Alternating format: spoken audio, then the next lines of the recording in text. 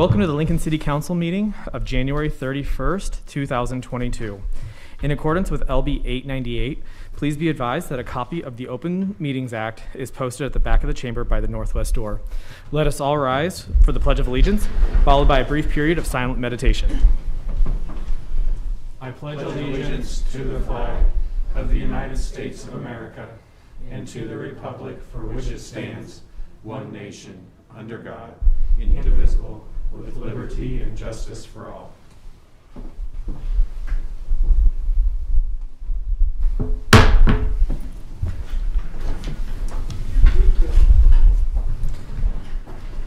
The order of business of the City Council is as follows. The clerk will call the items listed on the agenda.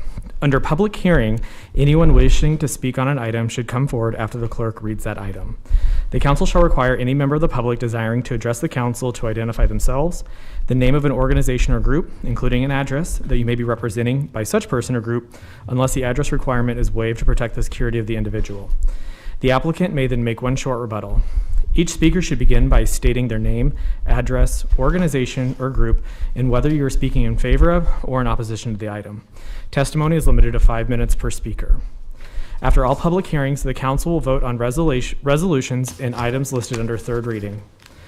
On the second and last Monday meetings of the month, immediately prior to adjournment, anyone may speak on any issue not on the agenda for that date nor planned for a future agenda. Will the clerk please call the first item of business? Our first item of business for Monday, January 31st, 2022 is our consent agenda, sections 1 and sections 2. Is there anyone here that would like to speak on items 1 or 2?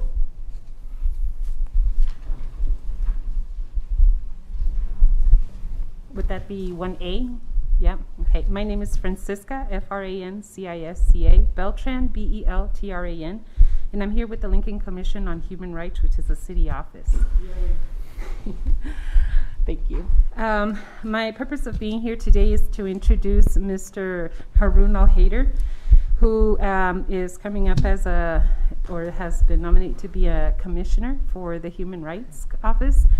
He is actually a graduate from My City Academy, which is an 8-week program, which helps refugees and immigrants navigate through the process of what a city government offices we have and how they can best use those resources. So he is here with us today and would like to say a few words. Thank you, Francisca. I really appreciate it. As she said, my name is Harun Al-Haider, and I'm originally from Iraq, and I came to the United States in 2016. And I've been, ever since I've been involved in the community work and advocacy and social justice work, and I find it really dear to my heart. I currently work as a school community coordinator at Lincoln High School through Civic Nebraska. I would like to thank the Human Rights Commission and the City Academy for giving me the opportunity to serve our Lincoln community, to be an advocate and to be a voice for the voiceless, and to represent them on this committee, and to be able to speak about discriminations in whether in any shape or form. And I'm very glad to be part of this group, and I look forward to learning and work with this group and to make an impact in our community here. Thank you very much for giving me the opportunity. Thank you so much for your service. Are there any questions from the council at this time? No, thank you. Seeing none, thank you so much. Thank you. Is there anyone else here that would like to speak on this item? Is there anyone else that would like to speak on items 1 or 2? Okay, seeing none, we'll go ahead and move on. We can now vote on these items.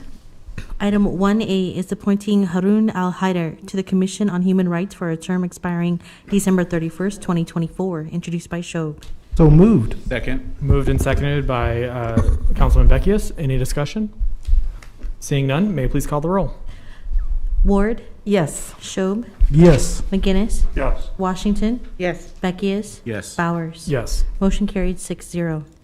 Item 1B is approving the certification of the street superintendent for a term from January 1st, 2021 through December 31st, 2021, introduced by Shob. So moved. Second. Moved and Thank seconded by Councilman Beckius. Any discussion? Seeing none, may we please call the roll? Washington, Yes. Ward, Yes. McGinnis, Yes. Beckius, Yes. Schob, Yes. Bowers. Yes. Motion carried 6-0. Item 2A through 2F was introduced by Schob. So moved. Second. Moved and seconded by Councilwoman Washington. Any discussion? Seeing none, may I please call the roll? Ward, Yes. Beckius, Yes. Washington, Yes. McGinnis, Yes. Schob, Yes. Bowers. Yes. Motion carried 6-0. That concludes our consent agenda. We'll move on to section 4, which is our public hearing and liquor resolutions. I'll be calling items 4A and 4B together. Application of Sabro Latino LLC doing business as Sabro Latino for a Class I liquor license located at 2701 North 48th Street, Suite 4, and the related manager application of Dakil Meskin. Hello, my name is Akil. Oh, please raise your right hand and repeat after me. Do you solemnly swear or affirm the testimony you are about to give is the truth as you really believe it to be? Yes. Thank you. Yep. My name is Dakil Meskin with Sabor Latino LLC, 2701 North 48th Street. I know a few businesses been there already and nobody have made it yet, so hopefully we'll do better. The reason for a liquor license, so we can actually serve customer with alcohol while serving food. Are there any questions from the council at this time? Councilman Schob? Thank you, Mr. Chair. Thank you for coming forward. What else does your business serve? What is your primary business? What do you do? I also own a liquor store Liquor store. and a few smoke shops. Smoke shop. Yeah, Okay. yes, sir. Thank you. Thank you, Mr. Chair. Any further questions? I do have one Yeah. question.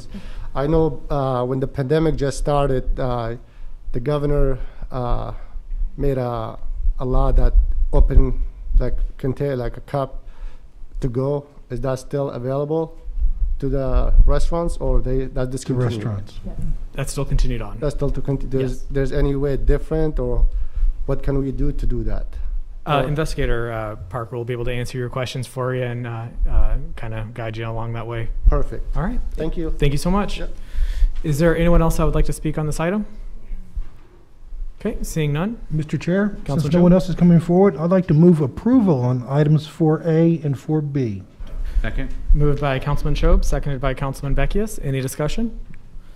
Seeing none, may I please call the roll? Beckius, Yes. Ward, Yes. Schob, Yes. Washington, Yes. McGinnis, Yes. Bowers. Yes. Motion carried 7-0.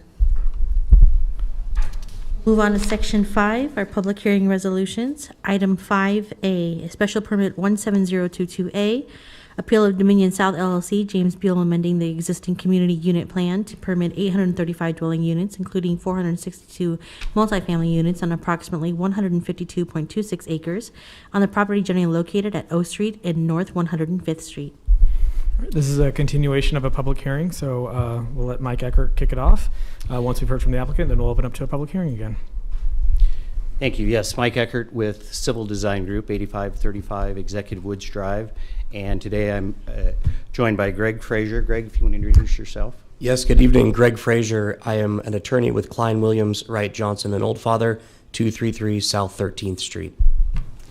So as the applicant, we felt like primarily we wanted to address the main issue that caused the deferral last week, and that was a question regarding some covenants on some of the adjacent land from the original addition. And so I'm going to let Greg explain that, and then when he's finished, I'll follow up with a couple other items. Thanks, Mike. My understanding of the discussion last week was some concern raised by residents in the area and heard by the council about covenants that had been filed on a portion of land adjacent to the proposed development. I think it's important that we talk briefly about why we're here.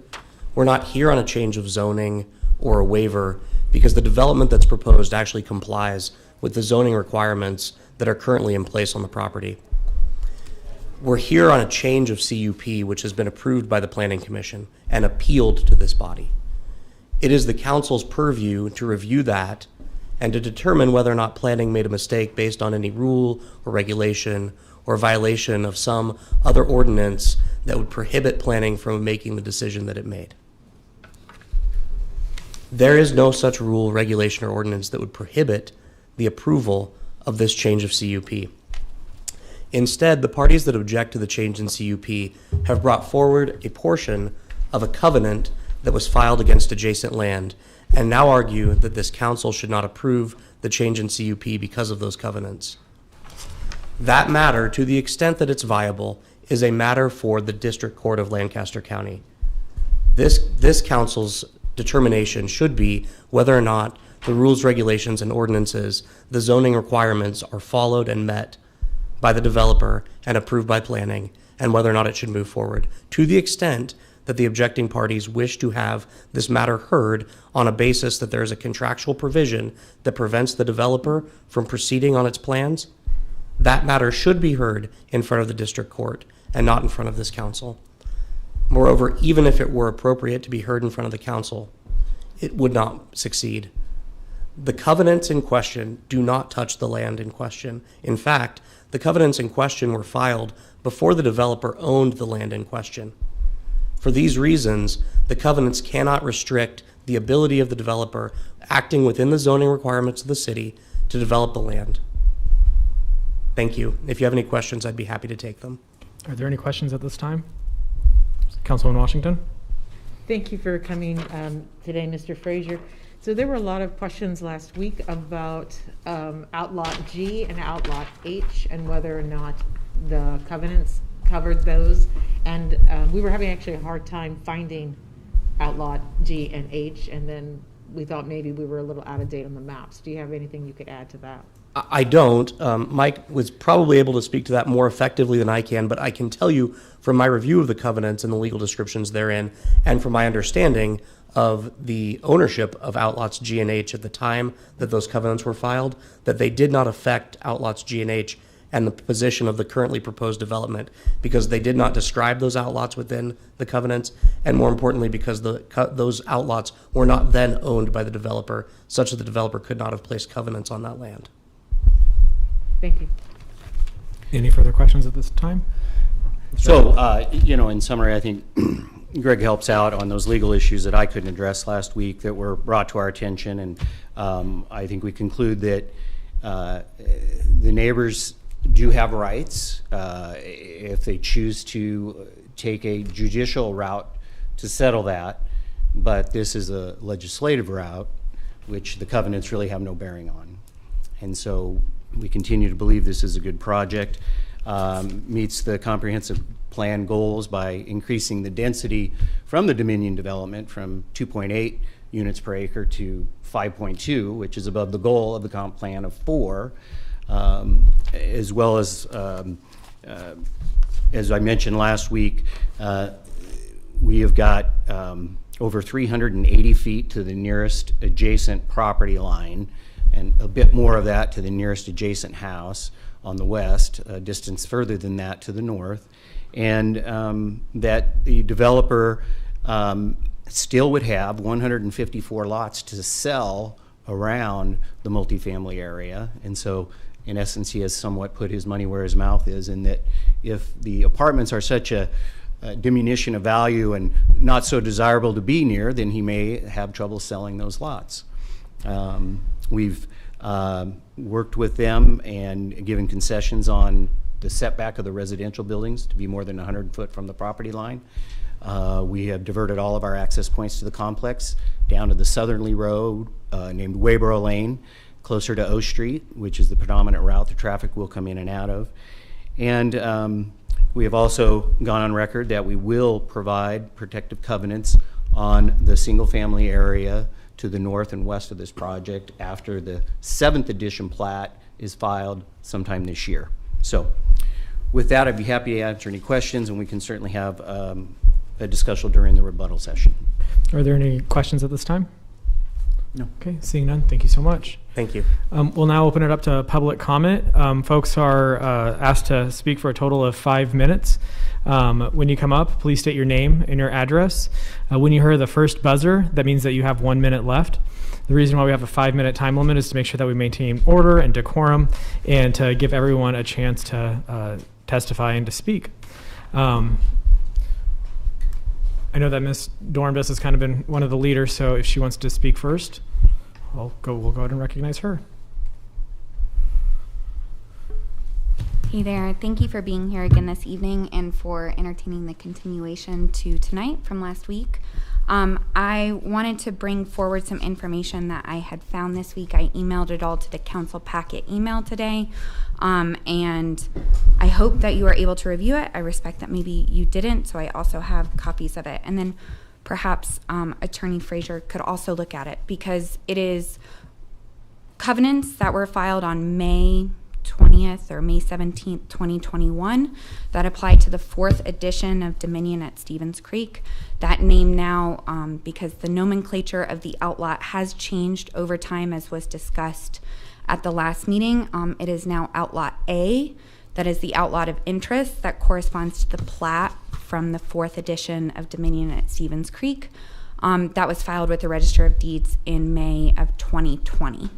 And so those two, as far as I can tell, those are complementary documents. Perhaps Mr. Frazier could offer some insight to whether that is actually true. But those were the most recent instruments that I could find that were on file with Register of Deeds related to the covenants. I think that this is important because in Covenant 27, there is a question of intent for the plans for development of that Outlot A. I don't know, and perhaps Mr. Frazier or Mr. Eckert could offer that, whether in May 2021, which was quite recently, within the past 8 months, whether Dominion South owned this property at that time. Judging by tax records that I could find, it looked like they did. So that is just, but perhaps those dates need to be clarified. The other thing that I want to note is that in light of Mr. Frazier's comments and in investigation that we did as neighbors this week, number one, a week is a very short amount of time to find a lawyer who does this type of real estate law, particularly in Lincoln, Nebraska, who does not have conflicts of interests with the developer or the design groups. And so we are still looking for an attorney that would represent the neighbors, but our intent is that if this development goes forward, we would seek an injunction to prevent the development from going forward on the grounds of the covenants. And that is how we plan to proceed. Do with that information as you will. You all know better than I about the divide between legislative and judicial matters. And I respect your decision on that and how that weighs into your decision for this special permit. But just letting you know about neighbors' plans. Beyond that, I also sent you all some information because I thought it was an issue that was perhaps glanced over and maybe wasn't appreciated because we didn't have any 3D renderings of the property.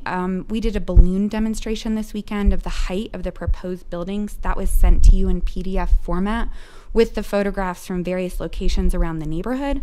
I think it's notable that these buildings will be visible from a wide number of homes throughout Dominion and Waterford. And they will meet R3 zoning requirements, being 55 feet high. Those were the height of the balloons that were lifted and photographed. But it's going to be a really big change to the visibility of that neighborhood and sort of the whole feel of that area, because it is really, I think many of you have driven the neighborhood. It is in the northeast portion of Lincoln. It's sort of on the skirts of what city and county property becomes, and it's quite a different area. The other thing is that it does sit quite high. There have been various numbers thrown out about how much grading is going to be done at the site. And I don't know the final numbers for that, but I think the site is just very high relative to the neighborhood. They would have to dig quite a ways, a lot of dirt out of there for it to get level with the rest of the neighborhood, because even the site right now where the proposed extension of 105th to sort of connect the traffic circle to where I live on 105th actually sits above basically the roof line of some of those houses is how high it sits. So it will be sort of height on top of height in the neighborhood, and I just thought that was important to consider for you all. And I wanted to make sure that you had a visual representation of that because I had not seen a 3D rendering from the developer. And then the final thing is I sent it in the email, but there There were issues with stormwater concerns. They were issues from the city at the start of this special permit. I've raised them before. There was an EPA violation by this developer group that was in fact fined in July of 2021 related to stormwater in Dominion as it relates to Dominion Creek or Stevens Creek and Waterford Lake and stormwater outflow from that. I provided you a link to that article that was on the federal site. I would ask that you humbly still consider either continuing this proposal until we have an opportunity to have a more thorough legal review of our own as neighbors, because we are handicapped in the fact that we are not able to retain attorneys as quickly as the developer, and or that you vote no to the special permit, because I do think that it is out of character for this neighborhood for the many, many reasons that I've spoken to the Planning Commission and you all about. I'd be happy to answer any questions, and I think there are other neighbors who would like to speak. So I appreciate your time. As always, I appreciate you all being really involved. As far as I know, everyone has come to visit the neighborhood, and I just very much appreciate that. So thank you. Are there any questions for Ms. Dornbos right now? Okay, seeing none. Thank you so much. Yep. You. Go ahead. Oh, no, I'm good. Okay, perfect. That's good. Does anybody else want to speak today? Sorry. No, I appreciate it.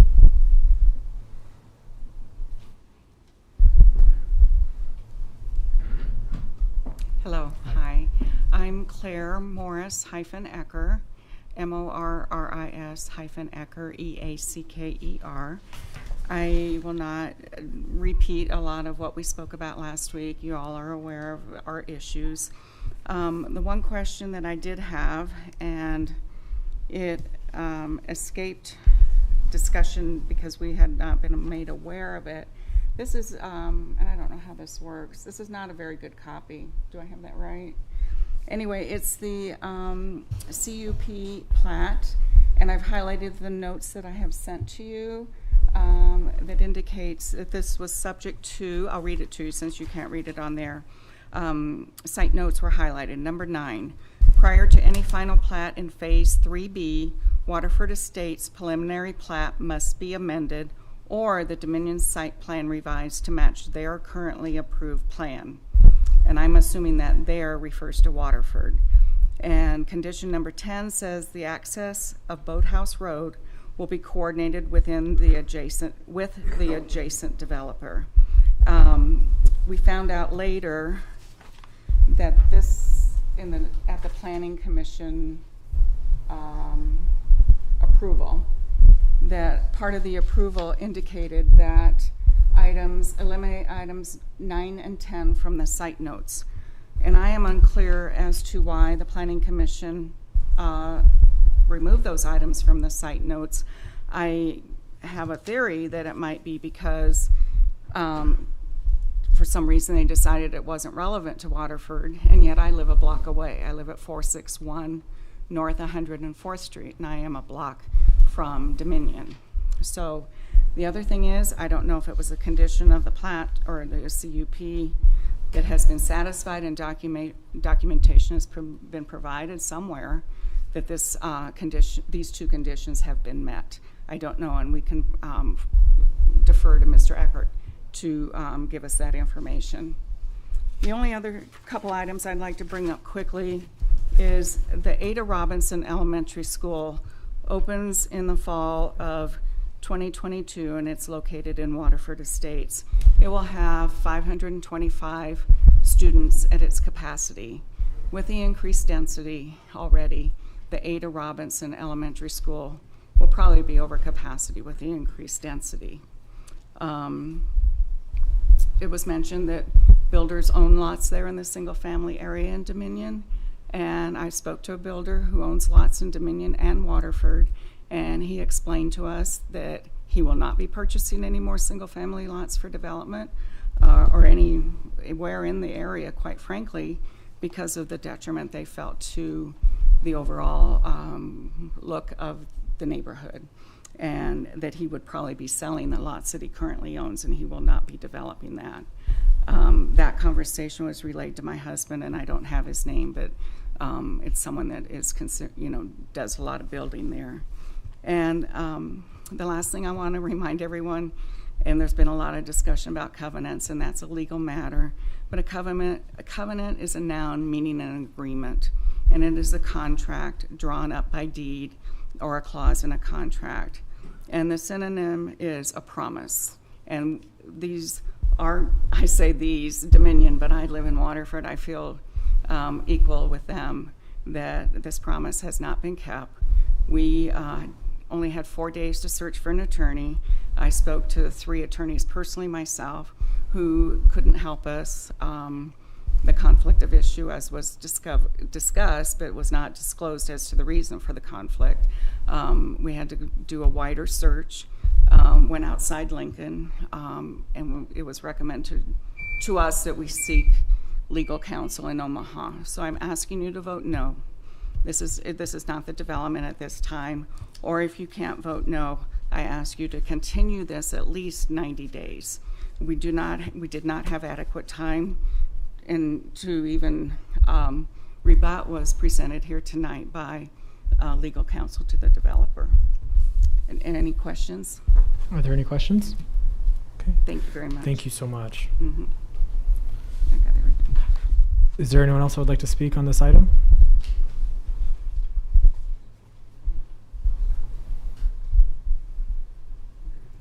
Hi, Justin Dean, 701 North 105th, Lincoln. I'm just here to oppose, and I'd yield my time to anybody else that needs it. Thank you.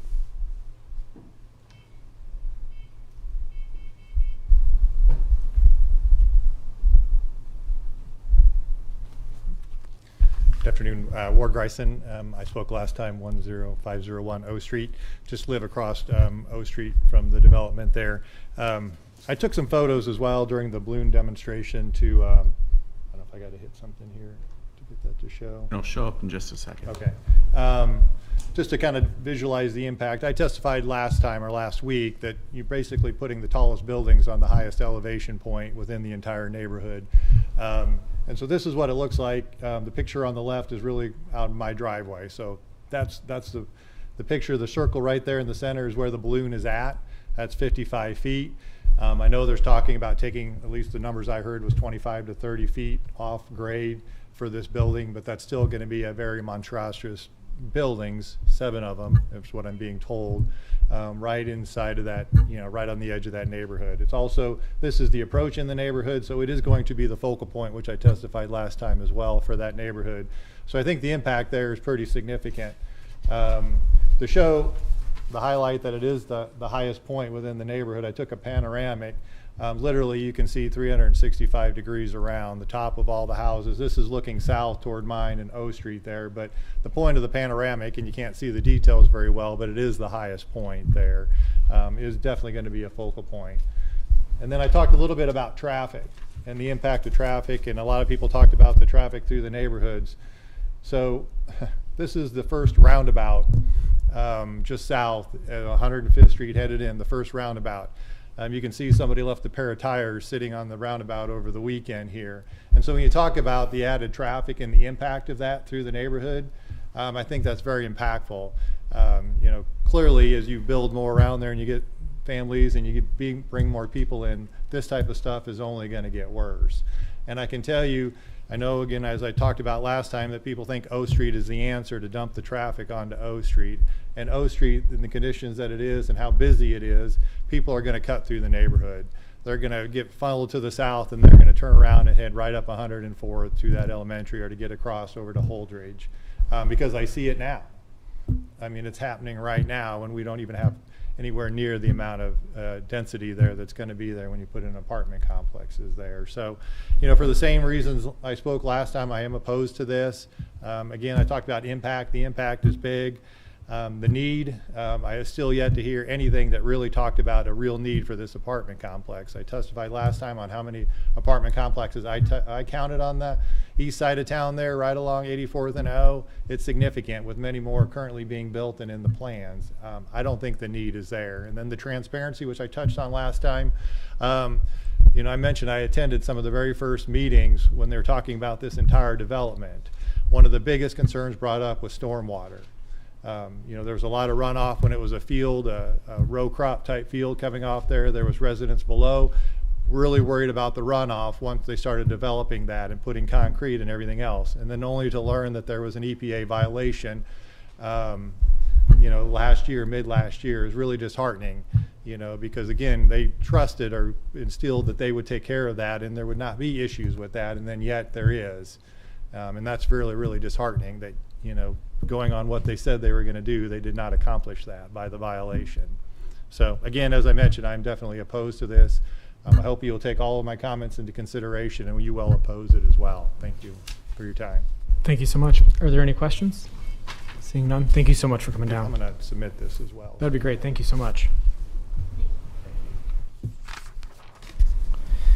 Is there anyone else who would like to speak on this item?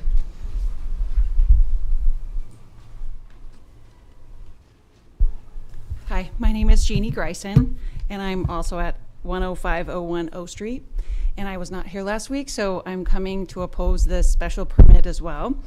And the three things that stand out to me why I oppose this are the same thing my husband just mentioned, the traffic. So right now, without these apartments going in, if I come home going to the east to try to get in my driveway, taking a right-hand turn, my kids complain about it, I complain it. Sometimes I'm gonna get run off the road, sometimes I'm gonna get rear-ended, I get the horn, I get flipped off because it's O Street and it's kind of busy. So that's what's going on right now. So now then you wanna put 800 in some apartment complex, like 800 person. So then the way the turning lane is right there around the roundabout, if I wanted to take a left-hand turn, it'll be the same thing what it is at Waterford right now. I wouldn't be able to get out of my driveway. So now I can't get in my driveway without getting rear-ended, and now I won't be get out of my driveway. So that's a real concern. And again, I have my kids, they're doing that and they're saying the exact same thing. And so that's really concerning, which we have every right to go in our driveway, but people don't realize that. So just compound the problem with an apartment building. And then along with that traffic, getting up to 84th and O Street with the Waterford traffic already, in the morning at 8 o'clock, you'll be backed up to 98th. It'll take you stoplight after stoplight after stoplight. So again, you're gonna compound that problem without fixing the roads. It's just a disaster in the making. And so that cannot go forward. So I oppose it for that. And then the second thing is precedence. So people buy their homes based on their research. Maybe people don't want to be under a power line, or they don't want to be next to a Walmart, or they don't want to be next to an apartment complex. So all the people over in Dominion have done their research. They liked where they were. They were liked being by a field. So if this council lets it go forward, you're going to set the precedence that covenants and city planning are irrelevant and not worth any more than the paper that they're written on. And I don't think Lincoln wants that reputation. Lincoln wants to see themselves being this white-collar town, and things like this happen, it leaves a bad taste in people's mouths. And so I think you don't want to set that precedence. And last is communication transparency. The developer failed to communicate with the neighbors, or at least myself, it seems, and tried to seal this deal under the darkness of night when no one was paying attention. And luckily, the residents over there and my husband and myself, we kind of talk to people. And so luckily, those residents, they pay attention to what's going on in their neighborhood. And so luckily, they found out about this, and this is not what they signed up for when they bought their home. And these homes are going for expensive money, some of them $1 million. And so they shouldn't be subject to this when this kind of deal was just kind of brushed through. So I think that needs to be considered. Lincoln residents, they want transparency in government. And the city needs to represent these people, right? Residents want, residents of the city rely on the board to be advocates of what's right, morally, ethically, and by law. So I urge you to vote no on this special permit. Put people above profits. That's what the Lincoln residents need. Thank you. Thank you so much. Is there anyone else here that would like to speak on this item?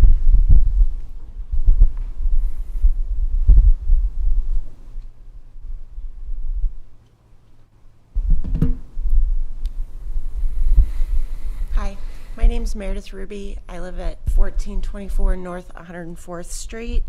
I was here last week and shared reasons that I am opposed to approving this special request. To add to that, I'd like to piggyback on what the lady who lives across O Street from us says. My layman's understanding is that when they are dealing with residential, that they don't have to do traffic studies, and that traffic studies are reserved for when they're looking at commercial properties. So with that, I don't think that the developer probably has done any traffic studies. As a resident of Waterford, working at approximately 84th and O Street, I experience that traffic every single day. And I don't think that adding an additional apartment building is going to do anything to, assist with that situation. I think it's just going to exacerbate it, make it worse. They talk about, the developer talks about, it's going to be set 300 feet back, it's going to be set 100 feet back, we're going to put up a screen. Well, the screen that they're going to put up is not going to do anything for something that is as tall as what it will be. The screen also isn't going to do anything for the additional light pollution, the additional noise pollution, and all of those things that this would add. People look at you really funny when you're in your 40s and you go and make a plan to build your house and you say to them, I'm going to die in this house. I don't like to move. I hate moving. And that was our intention. My husband and I looked really hard at where we wanted to live in the city. I love my lot because I back up to the small acreages behind me. I can sit on my back deck, drink coffee in the morning, and I have a beautiful view of trees. It's not a super busy street. I understand obviously it's going to get busier when the school goes in, and we knew that the school was going in, but typically we're at work during the hours that school drop off and school pickup is. And we did do due diligence, and we did intend on finishing our lives in that house. It's set up to do it. It's a ranch. It has all of the measurements so that if anybody needs a wheelchair, that's all accessible. The laundry's on the same floor as the bedrooms are. The way that the agenda reads, it looks like you guys are here to approve or not approve their appeal. So in my layman's understanding, I think that you can vote no.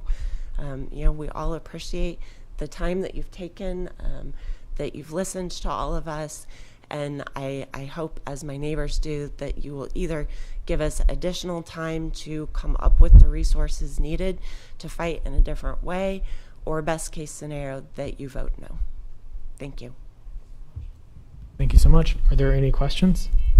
Okay, seeing none, thank you so much for coming down. Is there anyone else that would like to speak on this item?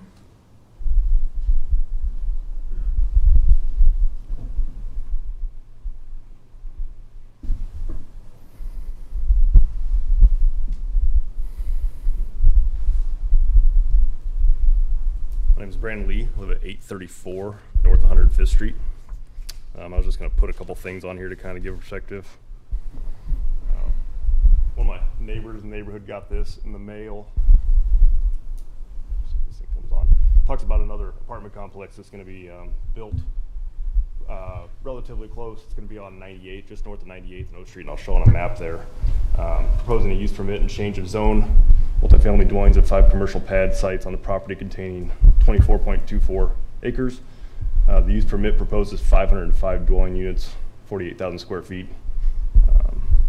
For allowable floor area and commercial use, the use permit allows for all or part of the commercial area to be changed to multifamily dwelling units at a rate of 3 units per 1,000 square foot for a maximum of 144 additional units. So you got 505, and then they could change some of those commercial buildings over as well. And then it says the property proposes 2 driveways for current access with connection to Southeast Community College, and then one to the boathouse. So I'll kind of show where that's at here. To kind of give you an idea, this was a, so you got 84th and O Street here. So you got these apartments down here, the flats at Shallows Creek. Right over here is where the ones that are proposed today are. And then right here is where these additional ones would be. And then here, this is the elementary school. So you see these ones here. And then the 8801, I had talked about that last time I was here. They're right here. So this is 406 dwelling, This is somewhere between 500 and 600 dwelling, plus another almost 500 dwellings. So you can see it's kind of getting out of hand there really quickly. So that's just kind of a zoomed in view there as well. And then this one here came with the letter that they got. You can see Waterford Estates, and this is 98th Street that runs here. So you can see you've got 1, 2, 3, 4, 5, 6, 7, 8 apartment complexes there, and then these commercials that could possibly get turned into apartment complexes as well. So I pray that you guys vote no, because we have more than enough apartment complexes coming in the pipeline that will be voted on as well. So with that, I'll ask if anybody has questions. Are there any questions at this time? Seeing none, thank you so much. Is there anyone else that would like to speak on this item? Is there anyone else that would like to speak on this item? Last chance. Okay. We had public hearing, so we're going to go ahead and close the public hearing and then invite Mr. Eckert up to, Mr. Frazier up to provide a rebuttal.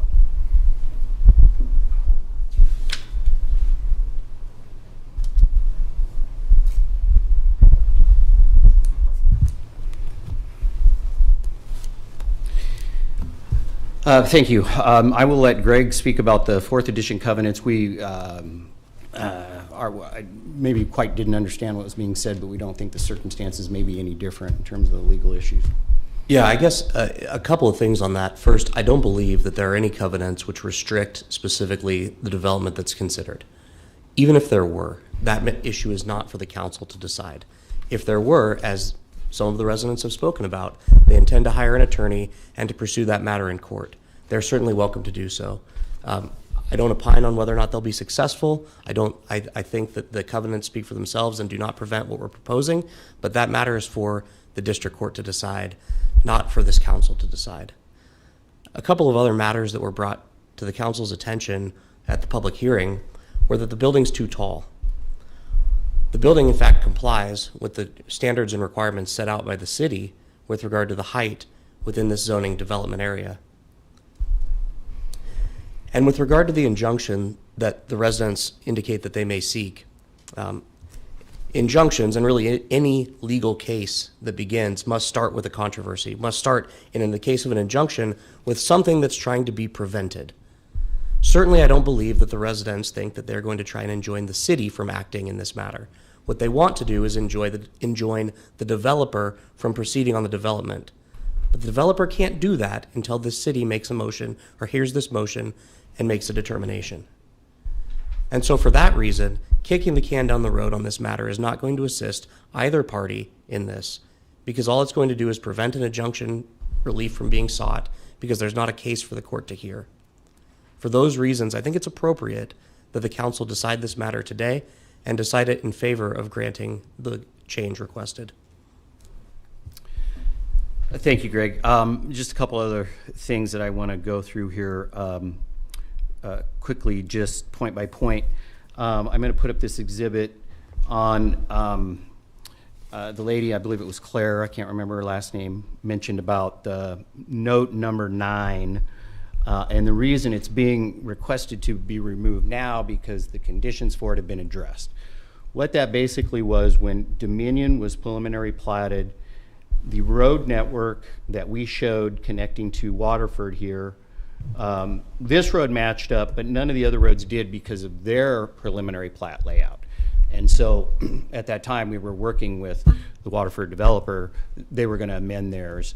And so what you can see today, though, the reason that that note is no longer needed and is being asked to remove from this amendment is because the action that the city requested is done, in that Waterford has platted and built this road, 104th Street, this connection road, and they've built this connection road here that comes down to O Streets and done. So that was just a placeholder for that time and place when our layout street network didn't match their street network. Now our street networks match. So that's why that point is being removed.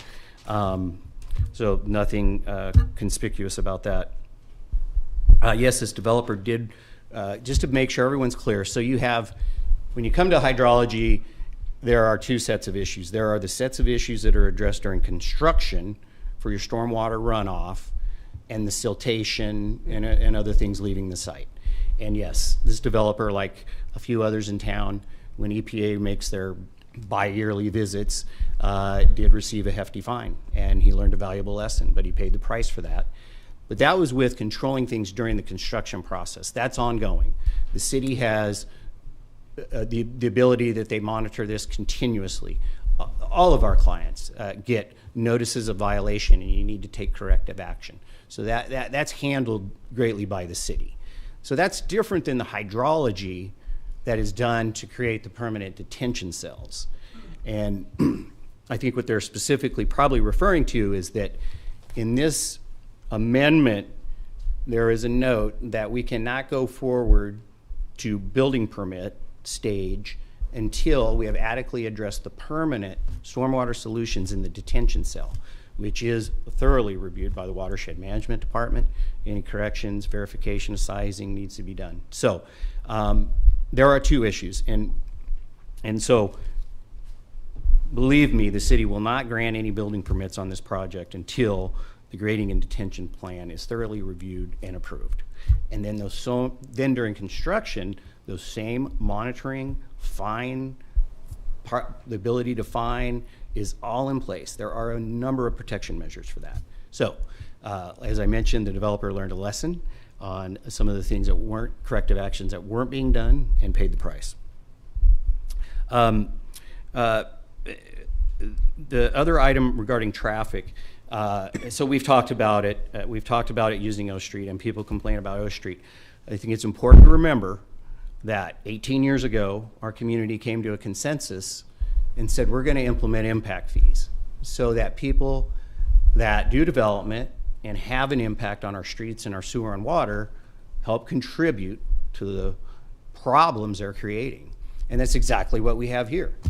If this developer goes in tomorrow and submits an application for building permit for 460 apartments, that developer will also write a check for $750,000 to the city of Lincoln for their impact fee fund. They will contribute $750,000. And then, as we know, it is in the city's responsibility to work on improvements to O Street to handle the traffic. So the last thing I really want to mention is what I think the last gentleman showed with the multifamily complexes. I think we're all astute enough to know that people don't go out and build 10, 20, $30 million apartment complexes on the anticipation that there will be renters there to fill them. They look at the data, the demand, and it's clearly there. There's a housing crisis in this country. There's a housing crisis in this city. And for those people who aren't intimately aware of it, on single-family homes, we have a situation where many of the accepted offers are on a cash basis, which limits a lot of young families from being able to, get a competitive bid on a house that's for sale. And when you go to the multifamily arena, the data that I see is that for quality market rate apartments, which these are going to be, they're virtually 100% occupied in Lincoln. And that a lot of leasing has shifted to a minimum of 12 months leases because the owners of the apartment complexes have the right and ability to do that because of the demand. There's one way to solve this housing crisis, and I've mentioned this to you before. It's kind of like the situation with cars right now, is to put more product on the market. And that's what this amendment's trying to do. It has been determined that this is a viable mix into the housing types that is offered out here in this area. We, as I mentioned earlier, satisfy the comprehensive goal of getting at least 5 units per acre into the development. And it is a fit where the area around it is not sold. There was a comment about somebody not wanting to buy houses in this or lots in this development anymore. That's what I'm saying. This developer has to deal with that, and we'll see how it all shakes out. But I think at the end of the day, this is going to be similar to projects such as the Costco down south or the Walmart on South 27th or other multifamily projects like the one on Holdridge that proposed 800 units around some acreages that eventually got approved. And when they're built out, they'll realize that they can be a good neighbor, and their traffic is directed to the arterials, and we're giving money to help improve the arterials. So with that, I will close and see if there are any questions you have for us at this time. Are there any questions at this time? No. I just had a couple, I think I had like 2 or 3 questions. If the council approves this, what are the next steps and a timeline for construction? Oh, very, very good. And because I can understand their concerns about hiring an attorney, and as Greg has said, that they need an attorney for a private covenant issue, not necessarily this. So as I mentioned earlier, Councilman Bowers, this site, we have not been engaged on the final design for the grading plan, the hydrology, and all that product. There's also not been an architect engaged at this point to create the plan. So the steps are this. This is an amendment to the prelim plat or community unit plan. Then we have to go forward and come forward with a final plat, and that takes about 60 days. If and when the developer would say, I want to engage an architect and I want to engage a civil engineer, that is generally a 3 to 4 month process of design work before you go in for building permits. Then you go in for building permits, and then you have 30 days before you get comments, and a lot of those comments take about 30 to 60 days to address.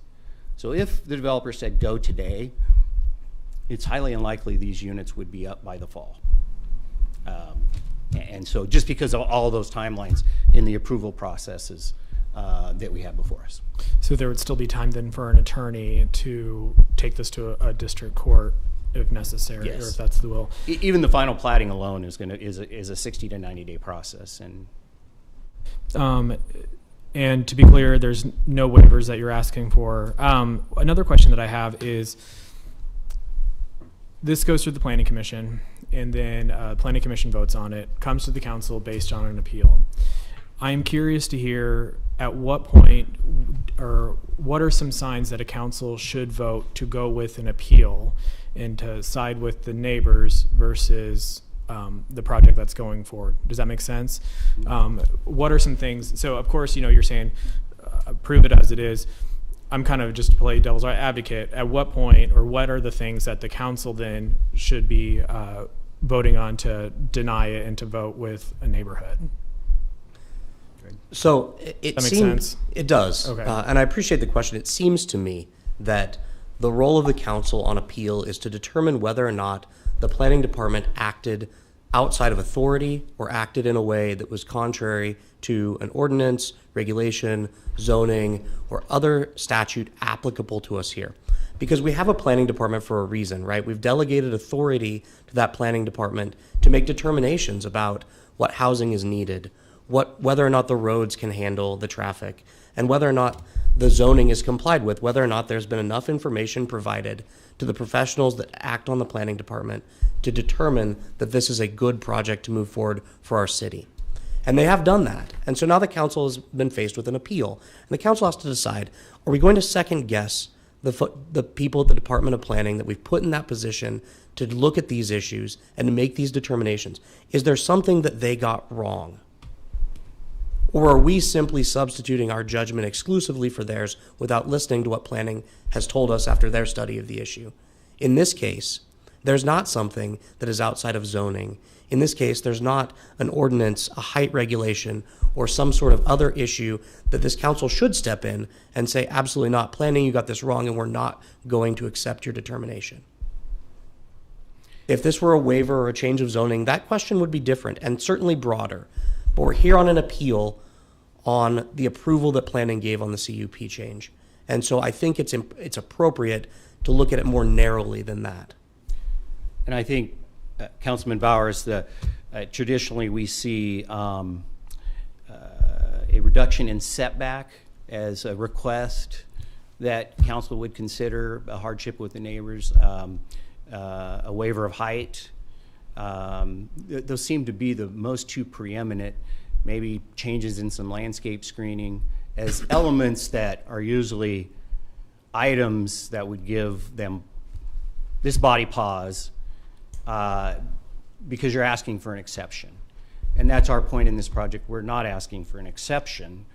We're asking for the density that we're entitled to by right in the zoning code and the heights and density allowed with that. Okay. Thank you very much. Any other questions from the council at this time? No. Okay, seeing none, thank you both so much. For folks that are curious, we're going to go through the rest of our public hearing on the rest of our resolutions. So if you have an agenda, it's 5B, C, D, E, and F. What happens then, once we've gone through the public hearing on those sections, then we enter what's called the voting session, and that's when we will vote on item 5A. Does that make sense? Okay, perfect. Thank you.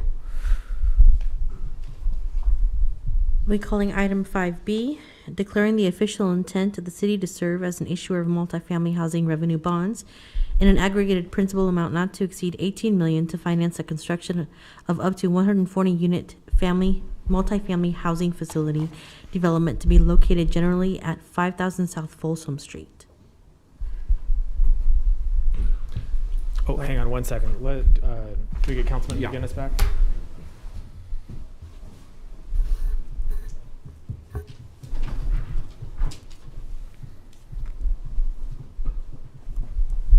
Get my address into the record. I'm Dan Marvin.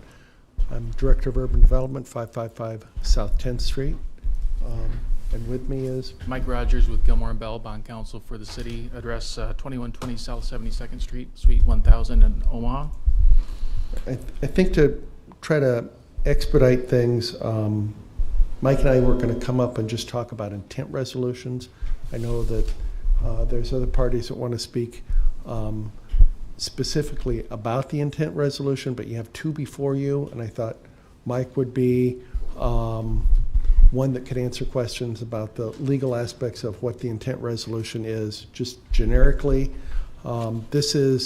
Last year we had 3 intent resolutions come before this body. We had one for VA, we had one for Gatehouse Rose, and then we had one for Middle Creek Development. So it's a tool that is part of the process towards applications towards Nebraska Investment Finance Authority's tax credit process. Is that succinct enough? That's perfect. The other thing I would note is that by the city council proceeding with these resolutions, it doesn't bind the city in any way for issuance of bonds. It's simply a signal that the city would be interested in serving in the role of conduit issuer. And as you might remember, the city's issuance of bonds for projects like these does not result in any pecuniary liability on the part of the city. It would be the borrower who would be responsible for repaying all of the bond, the indebtedness associated with these financings. Also, these resolutions would not supersede any other processes that the city would have to go through with respect to permitting or zoning or blight designations. Any of those types of things would be totally separate process, so this doesn't bind the city with respect to those. It is simply a signal of intent without being much more than that. So I think we can stop there, and if there are any questions related to intent resolutions, we'd be happy to. Councilman Cho? Hi. Thank you, gentlemen. I do have a question. I've received some public comment and heard some comments in the public, those are two different things, but that happened, that the city is financing affordable housing by doing this. I would like you to reiterate how much city dollars, taxpayer dollars, will be spent on this project. None, and the city would not be liable. No taxpayers would be exposed to liability with respect to repayment of these bonds. The statutes that relate to these projects and that give the city authority to proceed here are statutes that have been around for a long time and have been used for private entities to access tax-exempt financings, and this is simply another type of tax-exempt financing. Frequently they're used by nonprofit corporations for nonprofit projects, and the reason the city's involved is under the federal tax code. A governmental entity has to be involved as the issuer in order for tax-exempt interest to be possible.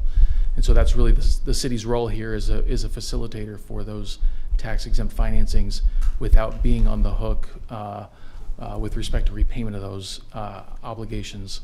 if the borrower were to default on these obligations in the long term, the bond purchasers would only look to the borrower and the projects themselves for repayment, which could include foreclosure like you would expect on any other private development. So the city really is in a facilitating type role here without being exposed to pecuniary liability. So the phrase I've heard, providing financing, would be an incorrect phrase. That's correct. Thank you. Thank you, Mr. Chair. Are there any further questions? Okay, seeing none, thank you so much. Thank you. Is there anyone else here that would like to speak on this item?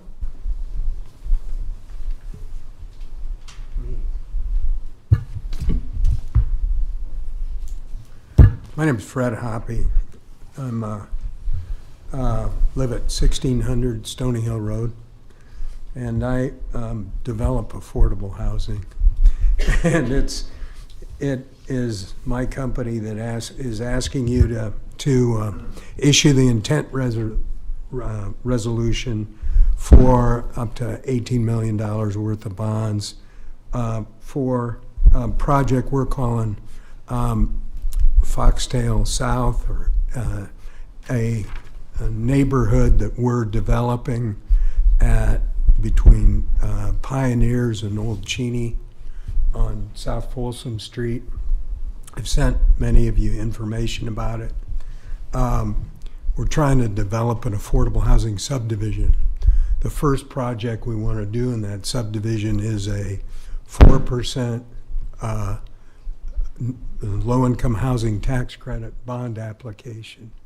And so you have to have somebody issue the bonds for you, which is what they just discussed. We elect to go with the City of Lincoln as an issuer. NYFA is another opportunity as an issuer in the context, although they're a little more expensive than you guys are. So because it's affordable housing and we're trying to keep it affordable, we're asking the city to issue the bonds. We did that, same group did that for what we call Gatehouse Road. We're building there 98 units. The first project we're looking at, and the bond project that is referenced in 5B, is, I think, we're looking at 124 units, but I think the applications go forward as maybe up to 140, somewhere in that zone. So we're working on the final details, but we'd ask for the bond resolution, because that's a predicate to us making an application for private activity bonds through the Nebraska Investment Finance Authority, and the deadline for that is mid-February. Thank you. Thank you so Any much. questions? Are there any questions? Seeing none, thank you so much. Thank you. Is there anyone else here that would like to speak on this item? Anyone here else that wants to speak on this item? Okay, seeing none, we'll go ahead and move on. I'll be calling item 5C, declaring the official intent of the city to serve as the issuer of multifamily housing revenue bonds in an aggregated principal amount not to exceed $18 million to finance the construction of multifamily affordable housing units generally located at southwest corner of 16th Street and N Streets. Dan Marvin, Urban Development, 555 South 10th Street. I'm not going to repeat what we just said, but I will say that Representative of White Lotus Group is here, and we have another item down the agenda too that would involve this project as well. Are there any questions for Director Marvin? Okay, seeing none, thank you so much. Is there anyone else here that would like to speak on this item?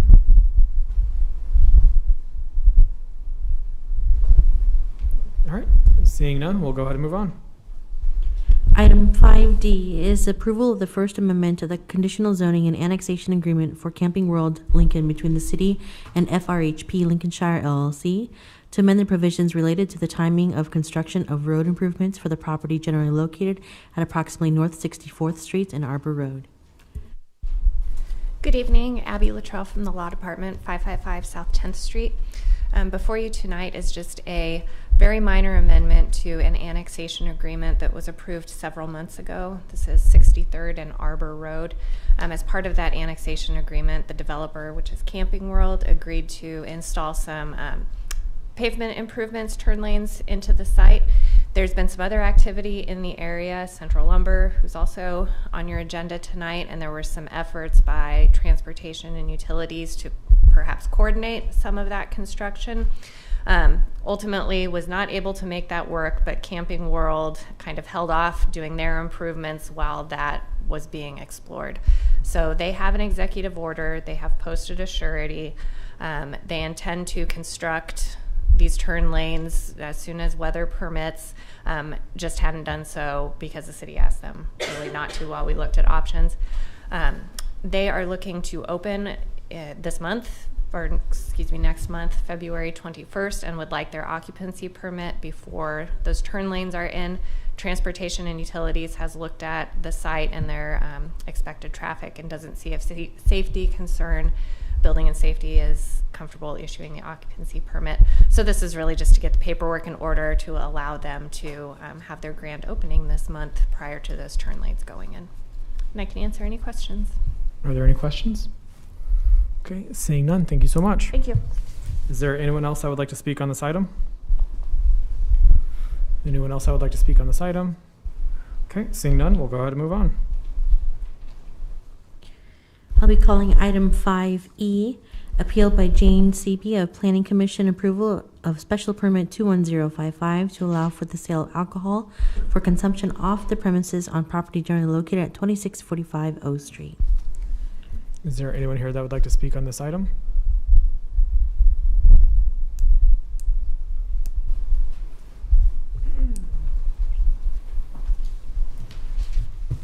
Hello, everybody. I have a handout.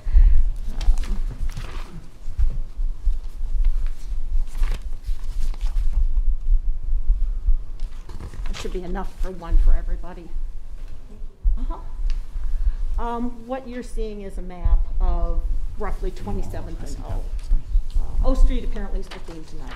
First of all, though, Jane Sebi, 320 South 29th Street here in Lincoln. I'm on the board of the Woods Park neighborhood, but I'm appearing on behalf of myself tonight. First of all, and nothing to do with this, I would like to offer my empathy to the neighbors in the Dominion neighborhood. We in the core part of Lincoln have fought developers and landlords for decades, and we're still doing it, so I wish them the best of luck. All right, back to my map. The little green spot in the middle is the site of the proposed liquor license store. The black spots are convenience or liquor stores already in existence. The red spots are places that currently sell CBD-related products. Some of these stores sell both, but our concern is not that we have any problem with the potential or the owner of the business, the owner of the store, anything like that. It's that we're inundated in this neighborhood with these kinds of businesses to the point where most of those companies, not the big convenience stores, but most of those companies will be out of business in 2 years. We'll have empty houses again, or empty buildings all over the neighborhood, and we'll be going downhill again. We've worked a long time in our neighborhoods, in these core parts, to try and build up our neighborhoods. You all have spent a lot of money on North 27th Street trying to bring that back. What you're looking at here is how it happens. Now again, nothing against anybody who's doing those businesses. They're all legal. I personally enjoy many of those products. But when the only restriction on giving a special permit is it be 100 feet away from basically another living person, that's, if it were a weekend, if it were a football game, fine, great, no problem. But this is a permanent thing. Right here, between the blue spot and the black spot, is a daycare center. Go over another block, there's another daycare center. Go north a block is Center Point, which is an alcohol and drug rehabilitation center. Go south a block and west a little bit, Voices of Hope. Go over here, we've got a couple of medical centers for people with reduced income that need medical treatment, can't get it anywhere else. Over here we have a transient motel. Not exactly a nice place, but it serves a purpose. This whole neighborhood needs protection from 100-foot limits on things, on businesses, no matter what it is. And I guess I understand that legally you don't have much grounds to reject this special permit. I would ask that you start looking at these permit exceptions, these the special, all the stuff that goes on that you hear all the time when projects come up, how we're fighting about long time past ordinances and regulations and this and that, how they're actually impacting us today. Because what happened 50 years ago isn't the way business is done today. It isn't how people choose where they're going to live. It doesn't even promote successful business. And because the city is so old in that part of the neighborhood, we don't have those existing restrictions in other parts of the community where there's a commercial strip and it's protected from the residential strip, and it's protected from the social service agencies, and it's protected from the medical centers. In the core parts of the neighborhood, these are all scattered everywhere because there were no zoning ordinances back when they got started. If we're going to put how many more units, affordable units, housing units in the center part of the neighborhood, you're going to have to clean these up. Nobody's going to want to come in. And not that there's that much space anyhow, but 100-foot limit. It's supposed to be 100 foot from a residential area. Right there is a duplex. Right there is a duplex or triplex, I'm not sure what. Lighthouse is also over there. We've got to find some way to protect the neighborhoods and support the commercial developments. And letting them scatter hither and yon like this is not effective, it's not conducive, and it's not going to be successful. So I would ask that, even though you probably don't have any grounds to do it, I would ask that you reject the special permit. Are there any questions? Councilwoman Ward? Thank you, Ms. Ebby, for being here. I really don't have any more questions. Just thank you for the in-depth email that you sent to us and for advocating on behalf of your neighborhood. I would like if we could have Director Carey come forward, Mr. Chair. Thank you, Jane. Thank you, everybody.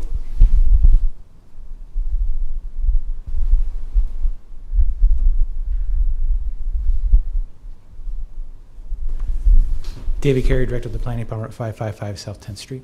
Thank you, Director, for coming forward. So I'm wondering if you can give us a brief summary of how long it has been since we have reviewed the 100-foot requirement, or just some history for those of us that may not know as much as we maybe should know. So there's been a lot of different steps along the way of how we got to where the regulations are now for sale of liquor, both on-site and off-site. So really you go back going on 30 years now of what is I would consider the more modern set of rules.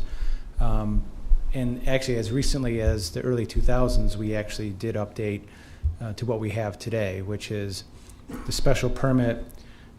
Effectively, if you meet the regulations, you are given the special permit. If you don't meet them, you effectively can't hardly even apply for the special permit. So it's gotten to that point. And that was the most recent kind of change in the rules.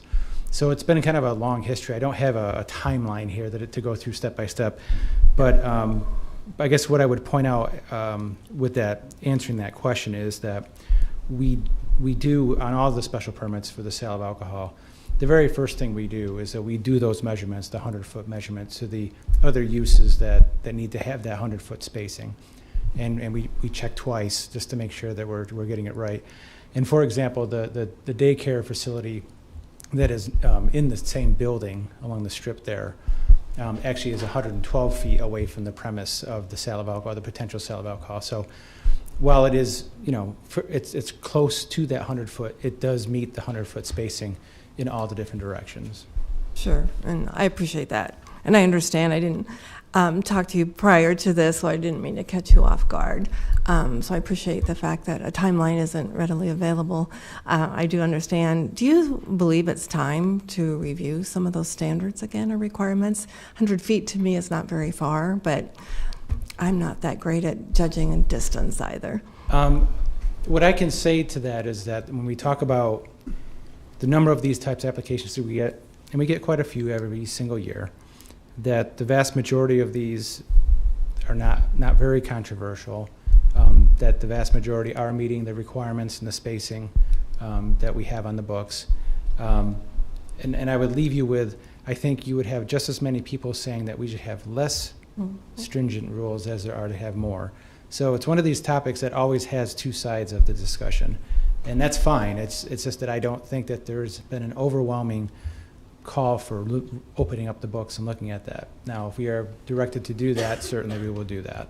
But I wouldn't stand here to say that that seems to not be a big item that's been coming to us. It has not, so you don't see it as imminent necessarily. Okay, thank you very much. Sure. Okay. Any other questions from the council? Thank you. Okay, seeing none. Thanks so much, Director. Oh, Councilwoman Washington, slow your roll. Councilwoman Washington. Thank you. I couldn't let you get completely away. Thank you, Mr. Carey, and thank you, Mr. Chairman.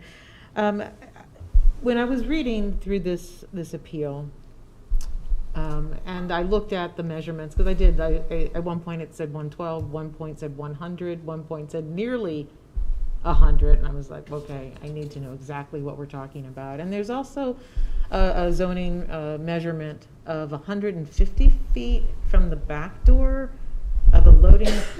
Anyway, there's a lot of things. And Ms. Sebi, in giving us the map, noted that there are residential areas within 100 feet or right next door to some of these other shops. And I'm curious, is it a residence or is it an R zoning? It would be the zoning district. The zoning district. And the other point of that is that while 100 feet may not seem like a lot, it is the regulation that we have. And to put in perspective, so the right-of-way of 27th Street, which it comes into play here because it's right in the corner, that right-of-way is approximately 100 feet itself almost, I think. So it give you an idea of the distance. So even if there are some residential uses nearby, but they are beyond the 100 feet. Yeah, okay. And then just to clarify, because this often happens, when we have an appeal brought before us and we are looking at that appeal, it is as if we are looking at the application for the first time. Is that correct? Correct. Your action will be about the permit itself. About the permit. So if you either are approving or denying the permit, the special permit for the alcohol sales. Thank you. Sure. So to clarify, a vote yes is a vote to agree with the Planning Commission. A vote no would be to take Ms. Sebi's position. Correct. Okay. Any other questions for Dr. Carey? Thank you. Seeing none, thanks so much. Okay, anyone else here would like to speak on this item?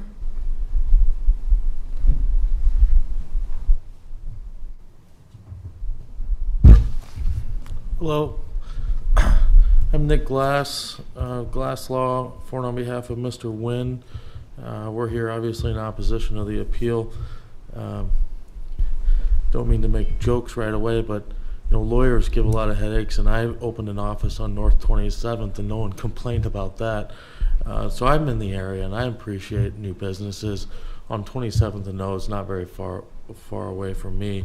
I don't have a problem with capitalism, and there's a lot of lawyers down in the Haymarket. No one complains about them having too many lawyers in one spot. But really, this is an issue about he complied with the rules and regulations. He met the requirements for the special permit. The committee here, the commission here, voted 8-0. Last time we were here, we had asked that you let Mr. Wynn have his liquor license on 27th and O. The real property adjacent to the area included within the site plan for this permit to sell alcoholic beverages off premises will not be adversely affected. The property subject to the application is designated as a B3 commercial district by the City of Lincoln zoning ordinance. The property in question is separated from the nearest residential zoning district as well as any daycare facility. I believe this is actually a separate building. It's a series of buildings, but it doesn't have an access way into a daycare or otherwise. And if you go over to the daycare, they're not operating. It's completely empty. If that was an issue, but it's not regarding the special permit. It's not. We meet the requirements. It's separated by more than 100 feet. The site plan demonstrates the requirements of section 27.63.685. The site plan, together with the terms and conditions set forth, are consistent with the intents and purposes of Title 27. We believe that this is a bustling area of Lincoln, and if we enjoy capitalism, we enjoy commerce, and if Mr. Wynn's not going to be in there, then who is? Is it going to sit vacant for another couple of years, or what's it going to be? I mean, it doesn't matter. It's that we met the rules and regulations. We complied. We got an 8-0 vote. Continue to vote yes. Let Mr. Wynn have his liquor license. There's no reason.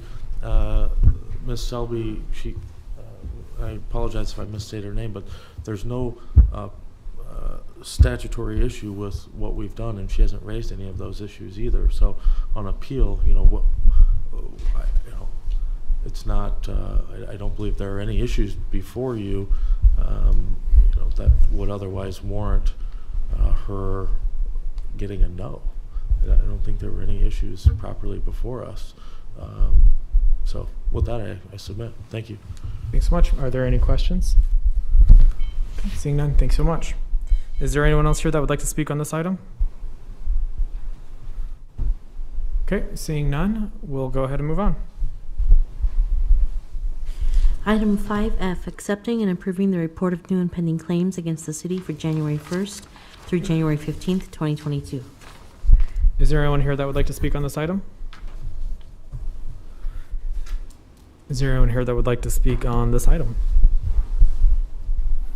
Okay, seeing none, we'll go ahead and move on to the voting session. Before we hop right into the voting session, just to let council know, on item 1B that we already voted on, there was a motion to amend to correct a typographical error on Mr. Brian's license number from an A to a B. So we'll need to have a motion to reconsider that final action. Since it was a unanimous vote, anyone can bring that up, but we just need to substitute 1B with a motion to amend to fix that typographical error. Does that make sense, Councilman Chobe? Mr. Chair, I'd like to make a motion to reconsider item 1B. Okay. Second. Moved by Councilman Chobe, seconded by Councilman McGinnis. Any discussion? Okay. Again, just to clarify, this is a motion to amend just to change an A to a B in a license number for the superintendent of streets. I understand this is the motion just to Reconsider. Just to reconsider. Oh, yeah. So, okay, can we do a roll call vote on the motion to reconsider? Washington, Yes. Ward, Schob, Yes. Beckius, Yes. McGinnis, Yes. Bowers. Yes. Motion carried 6-0. Now we have the motion to reconsider. I would ask for a motion to amend. So moved. Motion to amend number 1. Moved by Councilman McGinnis, seconded by Councilman Beckius. Any discussion? Whoops. Yep. All right, let's go ahead and do the roll call vote. This is the roll call vote for the motion to amend, correct? Correct. Okay. Washington, Yes. Ward, Yes. Schob, Yes. Beckius, Yes. McGinnis, Yes. Bowers. Yes. Motion carried 6-0. Okay, and then on the main motion, Amended. it was amended, so then we should be good to go. All right, unless our attorney tells us something differently. Okay, we'll go ahead and move on to the rest of the voting item. I think we need one more, right? Yep, I believe so. No, we reconsidered, we amended, now we have to vote on it as amended. As amended. Back to the main motion. Okay, who would like to introduce that? I will. So moved. Okay, moved by Councilwoman Washington. Second. Second by Councilwoman Ward. Any discussion? Seeing none, may we please do the roll call vote? Washington, Yes. Ward, Yes. Schob, Yes. Beckius, Yes. McGinnis, Yes. Bowers. Yes. Motion carried 6-0. Perfect. All for an A. Okay, 5A. Okay, I will call item 5A. Special permit 17022A, appeal of Dominion South LLC, James Beal amending the existing community unit plan to permit 835 dwelling units, including 462 multifamily units on approximately 152.26 acres on the property generally located at O Street and North 105th Street. Introduced by McGinnis. So moved. Second. Moved by Schob, seconded by Councilwoman Ward. Any discussion on this item? I There's a do motion to actually amend. have a motion to amend on this item as well that carried over from last week. Yeah, I'll move motion to amend 1, which is a, do we have a second? Second. The motion to amend is brought forth by the applicant, which includes a greater distance of setback in addition to a limitation on access. Okay. Moved by Councilman Beckius, seconded by Councilwoman Washington. Any discussion on the motion to amend? Councilman Schob? I'm sorry, I was looking for the motion, couldn't find it. Councilman Beckius, would you repeat, please, what we're doing? Sure, the motion amendment was brought forward. The motion to amend was brought forward by the applicant. What it does is increases the setback from the lot line, I believe, to the nearest built. Oh, I'd have to pull it up. So it increases It's the the distance. 100-foot setback that we discussed at the last meeting, and then also it restricts access to the south side and the east side of the development as well. Puts further restrictions on Mike, the is that a fair development. assessment? West and access, west and east, restricted. Okay. Councilwoman Washington? Thank you. I'd like to just question that, because I thought the last time I looked at the plat, it was access to the south and to the east, not to the west. I'm just confused. Mr. Eckert, would you like to come up? Might be confusing restricted and allowed. So the Okay. intent, as it's written, Councilperson Washington, is that we can only access Wayboro Lane on the south, and we can, on 108th, we have to have that access point within 400 feet of Wayboro Lane on the south. So there would be no access to 105th and limited access to 108th. Thank you.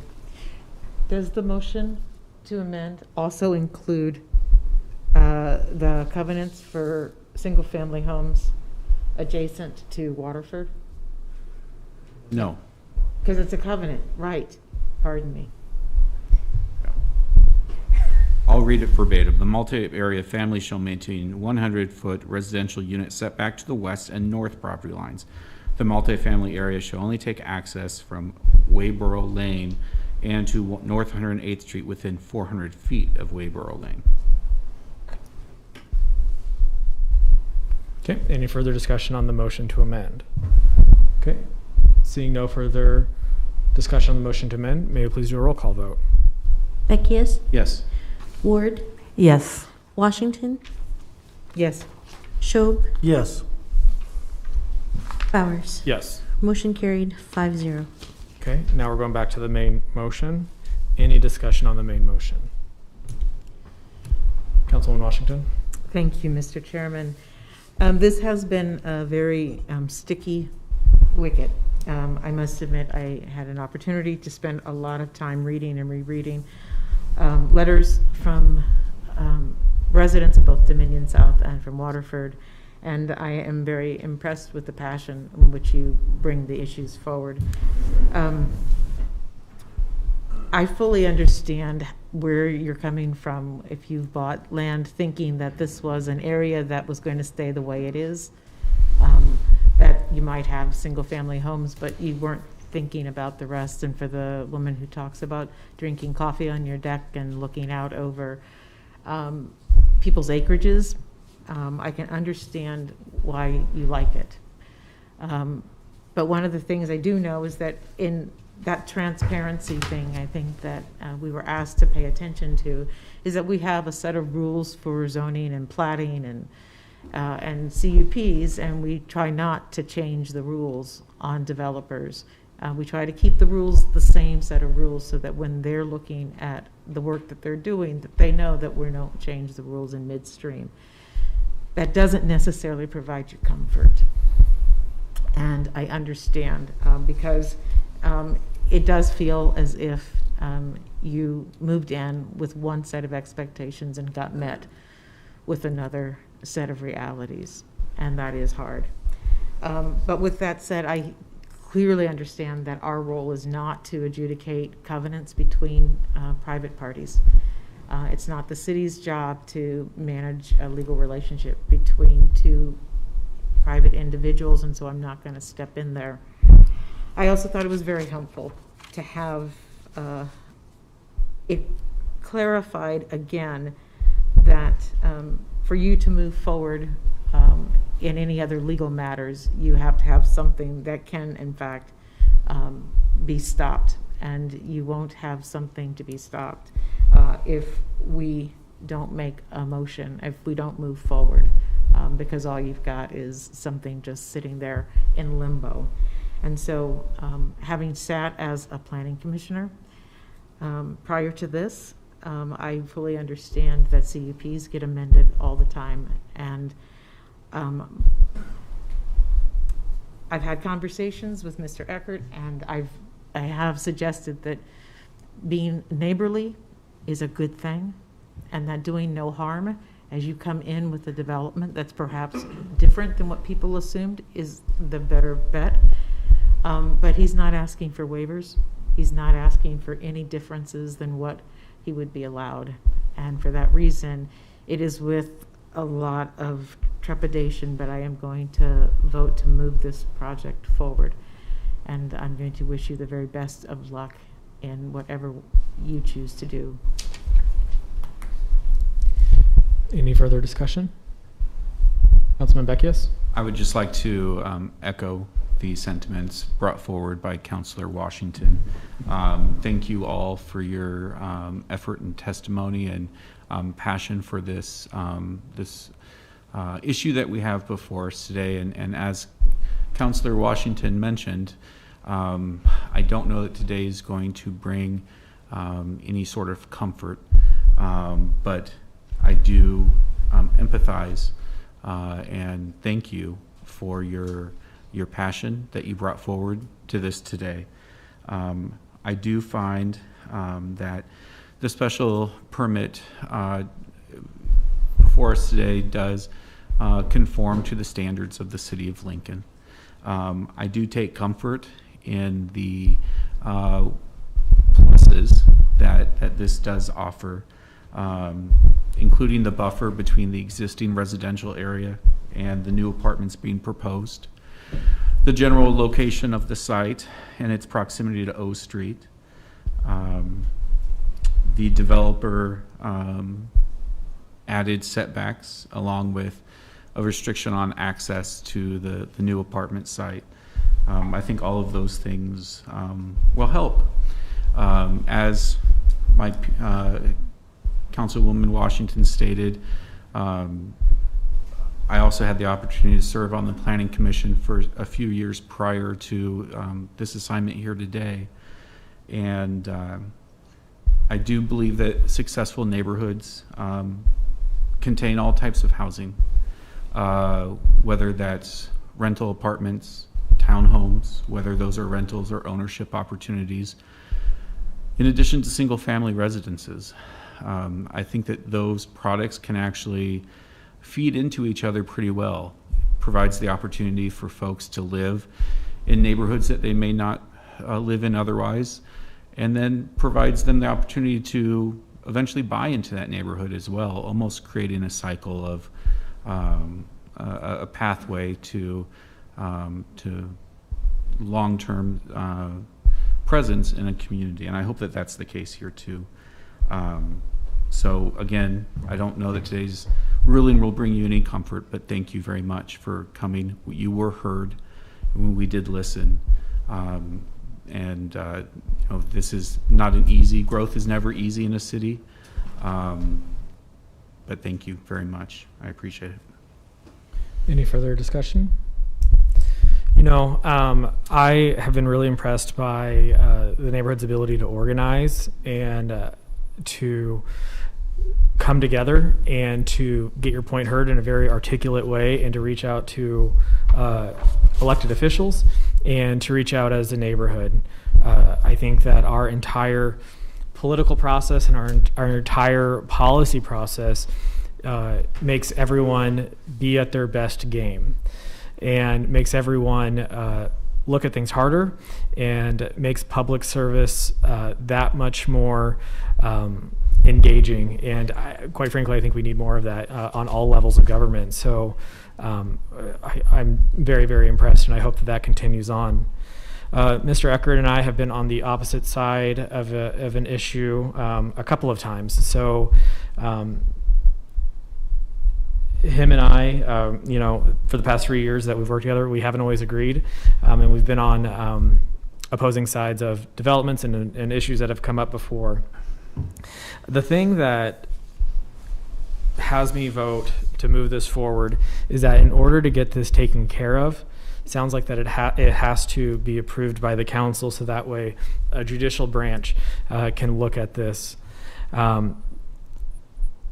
When we ask about the timeline, it doesn't seem like anything's going to happen for the next couple of months, which provides time to find an attorney and provides time for the neighborhood to move forward through the court process if that's something that you choose to do. Because from a legislative perspective, it seems like that this has met that criteria.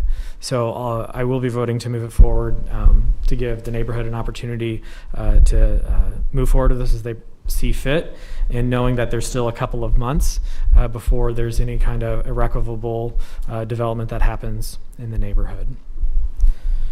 With that being said, may we please go ahead and call a roll on the main motion.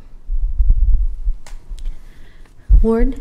Yes. Beckius? Yes. Schob? Yes. Washington? Yes. Bowers? Yes. Motion carried 5-0.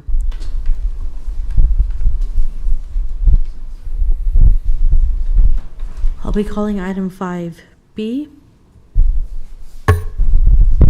Declaring the official intent of the city to serve as the issuer of multifamily housing revenue bonds in an aggregated principal amount not to exceed $18 million to finance the construction of up to 140-unit multifamily housing facility development to be located generally at 5000 South Folsom Street. Introduced by Schob.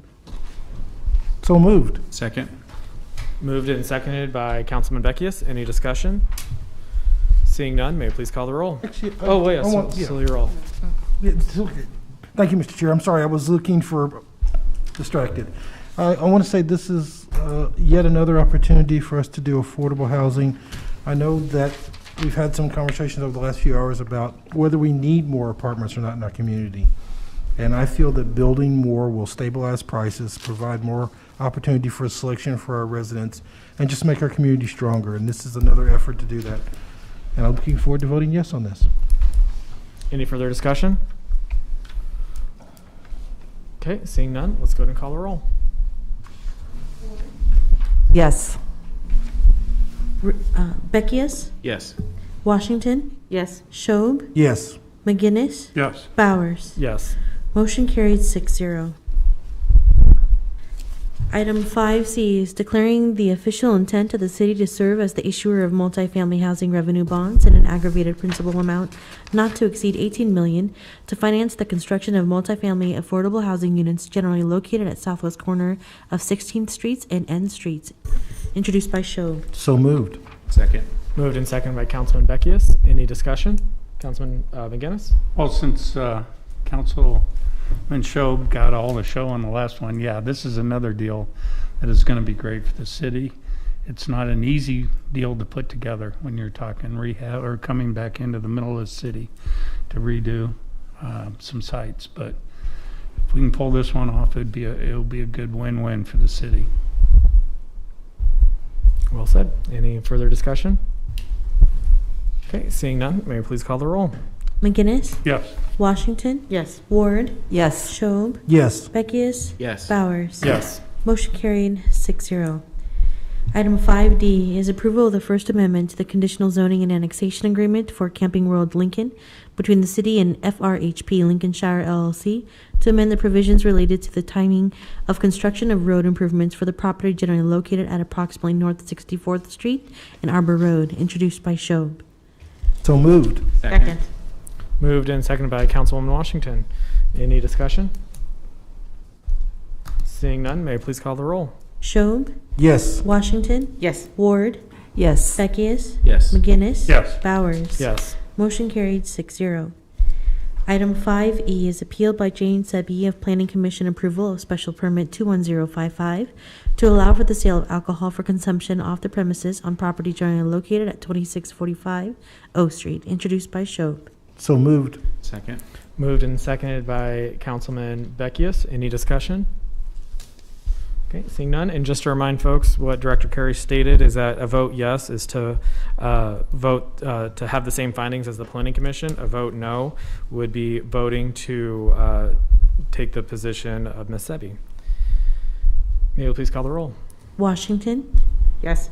Schob, Yes. McGinnis, Yes. Beckius, Yes. Ward, Yes. Bowers. Yes. Motion carried 6-0.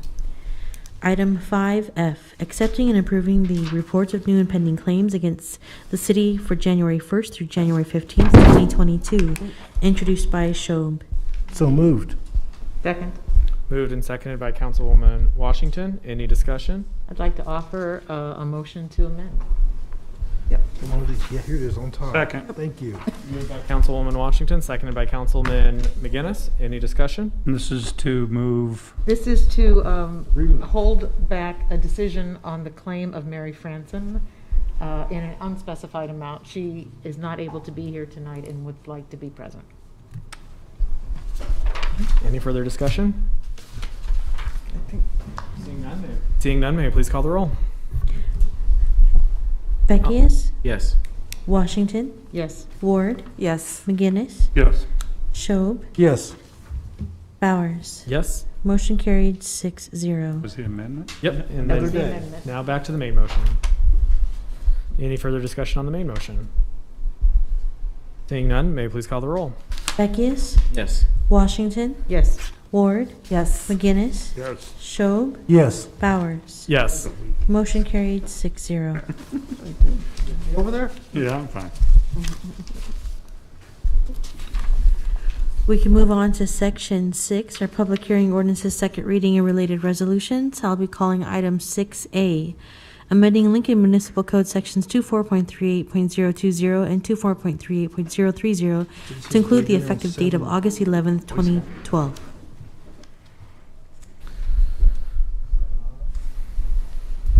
Good evening, members of the council. My name is Scott Holmes. I manage the Environmental Health Division at the Lincoln Lancaster County Health Department. With me tonight is Chris Schroeder, who is supervisor of our water quality programs. And Chris is going to present tonight, and this hopefully will be short. Hi, good evening. I'd like to talk about 6A and 6B together because they relate to the same type of changes, if that's okay. So we are proposing changes to the City of Lincoln's on-site wastewater treatment system and property transfer ordinances. These changes are specific to how Nebraska Title 124 is referenced in our regulations. So Nebraska Title 124 is the state's, it's right here, it's the rules and regulations for the design, operation, and maintenance of on-site wastewater treatment systems. So currently, the Nebraska Department of Environment and Energy is in the process of revising Title 124, with the most significant change being that they're moving the design requirements out of regulation and into general permits. The main issue that we are seeking to address is that our current on-site wastewater treatment ordinance and property transfer ordinance, they reference specific chapters of Title 124, and they also have language that automatically adopts any changes or amendments to Title 124. These proposed revisions, they will change the formatting of chapters, and they also could create a gap in the regulations between when Title 124 has final approval and then when they issue the general permits and those are approved. So to ensure that we have continuity in our regulations and they remain valid during the NDE's rulemaking process, we're proposing a minimal reference change where we take out specific, where we, just this here, right. So this, we are proposing to remove language that references the amended, that automatically adopts any amendments by reference, and then we're also adding the current effective date of the regulation. So what's in place now, we would add the date when that regulation became effective. And what this will do is this will serve as a placeholder while these regulations are being adopted, and it will give our staff time to review these changes before we come forward with revisions to our ordinances under the proposed revisions by NDE. So you do anticipate coming back Yes, once the process is finished? Okay. That's going to be my question too. Okay. Happy to answer any questions. Councilman McGinnis? Yeah, again, you're saying Title 124 has not been adopted by the state yet. Correct. So it's been through the Environmental Quality Council. Okay. And the next step is that it would need to be approved by the governor's office, and then they could issue these general permits for public notice. So they may try to hold them till they're both approved at the same time, but there's some certainty with that. But even if that did happen concurrently, we'd still like time to review those changes before we'd come forward with amending our ordinances. So you'll still need to come back with the amendment to Correct. Most likely what'll happen is, because we've been working with them for 2 years on these general permits, that the general permits will be fine, and we'll come forward and ask to do the same thing locally. Yes.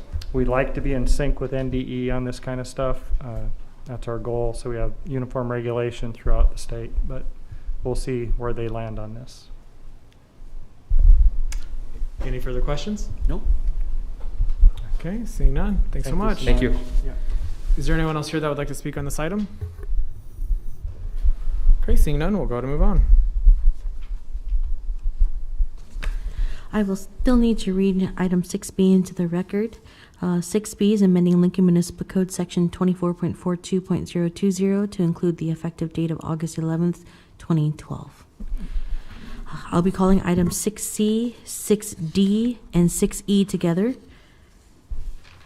Item 6C is Annexation 21007, application of Lincoln Federal Bancorp to annex approximately 31.46 acres of property generally located at 84th Street and Rokeby Road, along with the related change of zone 21043, application of Lincoln Federal Bancorp, Inc. for a change from AG Agriculture District to R5 Residential District on property generally located at 84th Street and Rokeby Road, and the related amendment number 5 to the annexation agreement for the Rokeby Road Coalition between the City of Lincoln and Lincoln Federal Bancorp. Good evening, council members. Does it feel good to take that off? It does a little bit. A little bit. You know, you can sound so muffled and everything. I need all the help I can get, I think. So I'm here this evening before you for Lincoln Federal Bancorp, request for annexation, request for change of zone, and an amendment to the annexation agreement. So I'll walk you through that really quickly. Previously, a portion of this property had been zoned and annexed. Came forward at that time with a plan that had apartments and single-family townhomes located on it. The plan has been now kind of refined. The area that is being requested to be rezoned and annexed tonight was dedicated or reserved, I guess I should say, for commercial. It's in the comp plan as commercial, and at that time had no idea what it would look like, and so we are actually coming forward to ask for that to be changed from ag to R5, which would complement the parcel just to the east of the property. So yeah. So previously, Lincoln Federal had zoned the property to the north, R3, the property to the east, R5, and so now they are coming in with this new parcel and asking for R5 designation. With that, the annexation and annexation agreement with that. Annexation agreement, about as simple as it can get. It just had a couple of items the law department wanted to make sure they get added in. Covering rural water, covering rural fire, and so those are in the agreement. I'll just share, this is the site plan that has been submitted along with the CUP that was approved at the Planning Commission. As I had previously said, this is single-family townhome to the north. This is a R5 previously approved. The alignment and everything's been changed a little bit with the street. And then apartments that was in this reserved area. So that is, now we have a plan for that, and then we're presenting that. And like I said, the plan has been approved at Planning Commission, but now for you, change zone annexation. So if you have any questions, I'll be happy to answer them. Are there any questions at this time? No. Yeah. Councilman McGinnis? Well, I was just going to ask you if you got a lot of covenants and restrictions that you're going to put into this that I felt says like that it's only going to be for the rest of your life? I don't know about that. I would assume that the first one in would be covering most of those. So I was going to reserve any jokes or anything. Yeah, probably a little too early with things, but yeah, for your consideration, I appreciate your time tonight. All right, Councilman Washington? Oh, yes. I just had one question because I think you came up and we all know who you are, but would you mind stating your name for the record? I'm very, very sorry about that. You kind of skipped, yeah. Yeah, Brad Marshall with Olson, 600 P Street, Suite 201. Thank you. Thank you. Thanks for the reminder. All right, thank you so much. Thank you. Good night. Is there anyone else here that would like to speak on this item?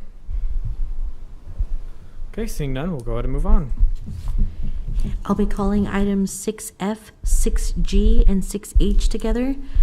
Item 6F is Comprehensive Plan Amendment 21003, Application of Planning Director to amend the Lincoln-Lancaster County 2050 Comprehensive Plan to revise the future land use map from industrial to commercial on approximately 5.6 acres on property generally located southeast of North 14th Street and Cornhusker Highway at 1555 Yolanda Avenue and 1445 and 1525 Cornhusker Highway. The related change of zone 21052, application of jack irons to change from I-1 Industrial District to H3 Highway Commercial District on property generally located at 1555 Yolanda Ave and 1445 and 1525 Cornhusker Highway. And the related conditional zoning agreement between the city and the Jack Irons Lifetime Trust for the property generally located at 1555 Yolanda Ave. Is there anyone here that would like to speak on this item?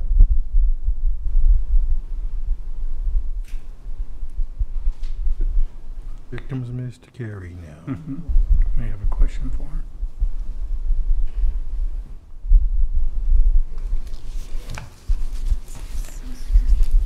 David Carey, Director of the Planning Department, 555 South 10th Street. I don't know if the applicant of the other items is here or not. I have not been out in the hallway recently. I can certainly speak to these items, though. The Comprehensive Plan Amendment is before you, and it is under the Planning Department's application. We coordinated that with the application for the change of zone. We just typically, when we have an area of footprint that's changing land use that is 5 acres or larger, we'd like to coordinate that with the comprehensive plan so that they're coming forward together. Basically, this is a change of zone before you to go from industrial to commercial. That is what the comprehensive plan amendment also is proposing. Really what this is trying to allow for the use, which falls under the child care facility category, to be in sync with the allowed uses. So we don't obviously put that type of use in industrial zoned areas. So the change of zone is necessary for that. We see that as a good use of the site, and it's one of those that basically needed to have a change of zone to have a chance for that use to happen here. We did also coordinate this with the health department in the sense of wanting to make sure that there is still going to be existing industrial zoning to the east, and there is enough of a separation there from this proposed activity that they were okay with the change of zone and the new use in this site. So overall, it's a good opportunity to have activity at this location, and then we just really are kind of getting things aligned so that they make sense with both the change of zone and the comprehensive plan amendment. Are there any questions for Director Carey? Okay, seeing none, thanks so much. Thank you. Is there anyone else here that would like to speak on this item? I'll speak on it, sorry. I should come up early. My name's Tyler Irons, 2142 North Cotner Boulevard, with Jack Irons Lifetime Trust. You're the guy. Quick explanation of what's going to go on the property. It's the old Champions building. So we're rehabbing it into a youth center, which will incorporate child care for after-school programs that will service all of North Lincoln, essentially. So we'll be able to service a few hundred kids in the facility, offering them, a safe place to go after school. They can get meals. They'll be able to get help with homework, learn all sorts of activities. There'll be basketball programs, workout programs, things like that, all in one central place where we'll be able to service most of North Lincoln out of it. Are there any questions for Mr. Irons? Councilwoman Ward? Thank you, Mr. Chair. Well, congratulations, this sounds like. You're still going to have the go-karts? Not kidding. We are not going to have the go-karts, unfortunately. Yeah. So what age group will you serve? Yep. So it's a school age center. So okay. Essentially we'll service from kindergarten up to 13 years old. We'll have other activities, later for some older kids as well. Okay. After school? Yep. Okay. Yep. So essentially, kind of look at that 2:30 till about 10 o'clock. Okay. Wow. Yeah. How do you plan to do the meals? I'm just curious. Yep. So we're actually going to coordinate through Hy-Vee to have them cater the meals. So Great. we have a good program that All subsidizes right. that for us. So. Okay. Well, best wishes. Thank you Thanks so for much. serving that part of the city. Our pleasure. Yeah. Excited. It is exciting. Thank you very much. Thank you. Yeah. Councilwoman Washington? And Mr. Irons, when do you think you'll be open? We're trying to be open by March or April. All right, good luck. Thank you so much. Appreciate it. All right, any further questions? Seeing none, thanks so much. Anyone else here like to speak on this item? Okay, seeing none, we'll go ahead and move on. I'll be calling items 6I and 6J together. Change of zone 21048, application of LA Real Estate LLC for a change from R4 Residential District to R6 Residential District on property generally located at North 24th and Y Streets. And the related street and alley vacation 21007, application of LA Real Estate LLC to vacate the east-west alley between Y and Orchid Streets from North 23rd to North 24th Streets. Good evening. Let's see. Looks like, yes, I'm first, not planning department. Anyway, good evening. My name is Ann Post. I'm an attorney with Baylor Evans Law Firm. I'm here today on behalf of the applicant. And so this project will look familiar to you, again, because this was the redevelopment agreement associated with this project was in front of you for public hearing last week. As a reminder, I'll show you some wonderful elevations of the proposed project. The project itself is two buildings, two 18-unit apartment buildings for a total of 36 units. For a total of 36 units, it will include 6 units of affordable housing, and that is going to be defined as 6 units affordable to households making 60% of the area median income. It will include facade upgrades, energy efficiency upgrades, and several other factors under the redevelopment agreement. So what actually is in front of you today associated with this project is the change of zone from R4 to R6 in the street and alley vacation. Here, if I can zoom out just a little bit. What we're asked, this rezone applies to this area, this half the block.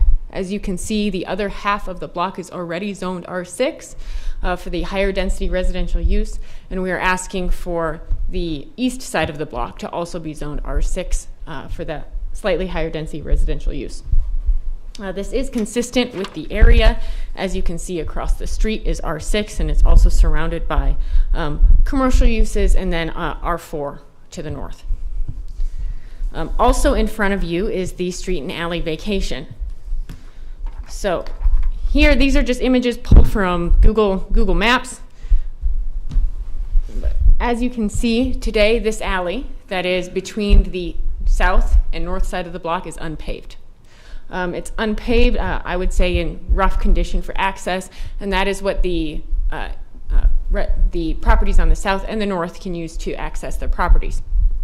As part of this project, the proposal is to vacate that alley the developer is going to maintain a public or dedicate a public access easement over it so it can continue to be used by those properties on the north side of the block for access to their properties. They're going to pave it. They're going to have to maintain it because it will be the developer's property that they use for access to the apartments on the new apartments on the south side of the block. And why we're doing this is to get the maximum amount of parking possible on this site. In accordance with the CUP that has already been approved, final action by the Planning Commission, the developer has sought a parking ratio of 1.3 parking stalls per dwelling unit for the proposed development. This is a reduction from the current 1.5 that is the standard under the zoning code, but this is in line with the comprehensive plan. The comprehensive plan and the facts relied on by this council when the comprehensive plan was passed was that nationally and locally we're seeing a reduction in parking needs, and where old parking ratios no longer fit the demand for the market. More than that, each parking stall increases the cost of housing and increases the cost of each apartment. So specifically in Lincoln, statistics show that only 58% of renter households have one car or less, and there is declining car ownership among renters 15 to 34 years old.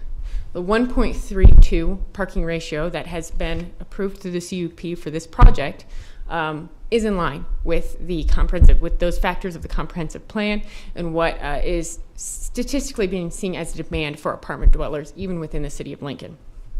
And so even the alley is being vacated to even allow us to get to that 1.32 parking ratio. As you're aware, parking is always a challenge for infill developments. In this case, we're vacating the alley so that we can use that alley. The properties to the north can continue to use it for access, but also we can use it for the backing up and turning motions for cars, so that the parking will still be on the developer's property, and then the alley, which will also be the developer's property, will just be used for those backing up and turning motions. So with that, I will open it up to any questions you might have. Are there any questions for Ms. Post? Councilwoman Ward? Thank you, Mr. Chair. Thank you, Ms. Post, for being here.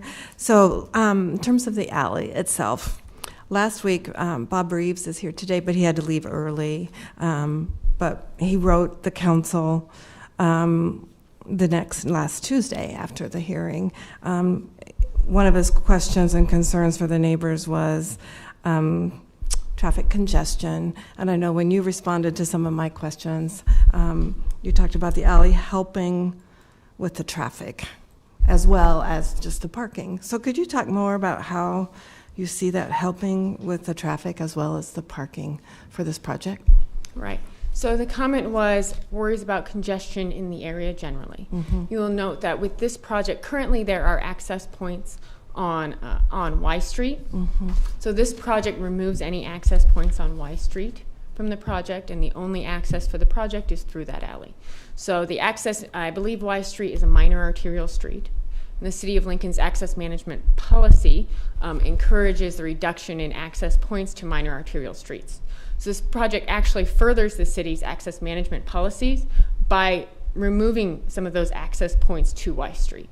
And so that's where in accordance with the access management policy, this project does actually help with traffic congestion in the area by removing some of those access points to arterial streets. Then it does direct the traffic to that alley in the back, and then we will have that paved, maintained alleyway to help the flow of traffic in that area. Okay, good. Thank you very much. Councilwoman Washington? Thank you, Ms. Post. I just have one question. It's sort of similar about congestion, but in many parts of Lincoln, alleys are used by refuge collectors to pick up cans, and I know that you have arrangements with the folks who live on the north side of the alley that they still have access for their driveways and their garages back there. But will it also be possible for refuge collectors to continue to go up the alley to collect everyone's trash bins? So it will be a public access easement that is over the vacated alleyway. Mm-hmm. So that means the public can use it anyone can use it for access. All right, thank you. The difference and the benefit to the developer is being able to use it for those backing up motions from the parking. Thank you very much. Any further questions? Okay, seeing none, thanks so much. Thank you. Is there anyone else here that would like to speak on this item?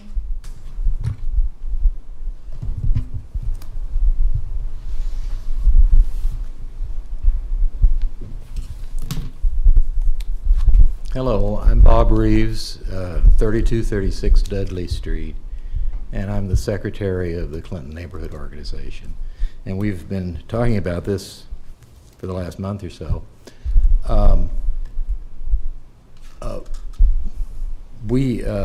Our main objection to it is the size of the project, and I think it appears to us pretty obvious that the only way, I mean, I know under R5, R6 zoning, you could have more than 36 units, but you also have to provide parking.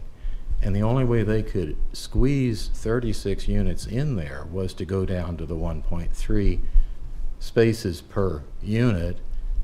And also, the only way they could do that is to vacate the alley. So we think that a much better plan, we have no opposition to paving the alley, but we would like to still see a separation between the parking lot and the alley. We think it's unsafe for people to be able to back in and out of a public right-of-way, which is the alley, to get in and out of their parking spaces.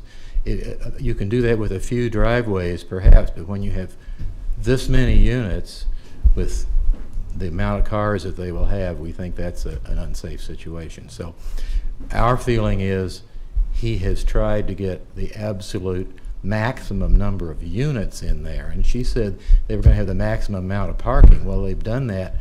They are getting a maximum number of parking only because you've reduced from the 1.5 standard to 1.3. If you'd stuck with the 1.5 standard, there's no way they could have had 36 units in there, 36 apartments. So that's one of our main points. Aaron Bird came to us in October 2020 with a plan for the western portion of this neighborhood. At that time, it was a 12-plex. We took a neutral position on it, but he said that 12-plex would have, I think, close to 2 parking places per unit and still have room for a playground and other green space.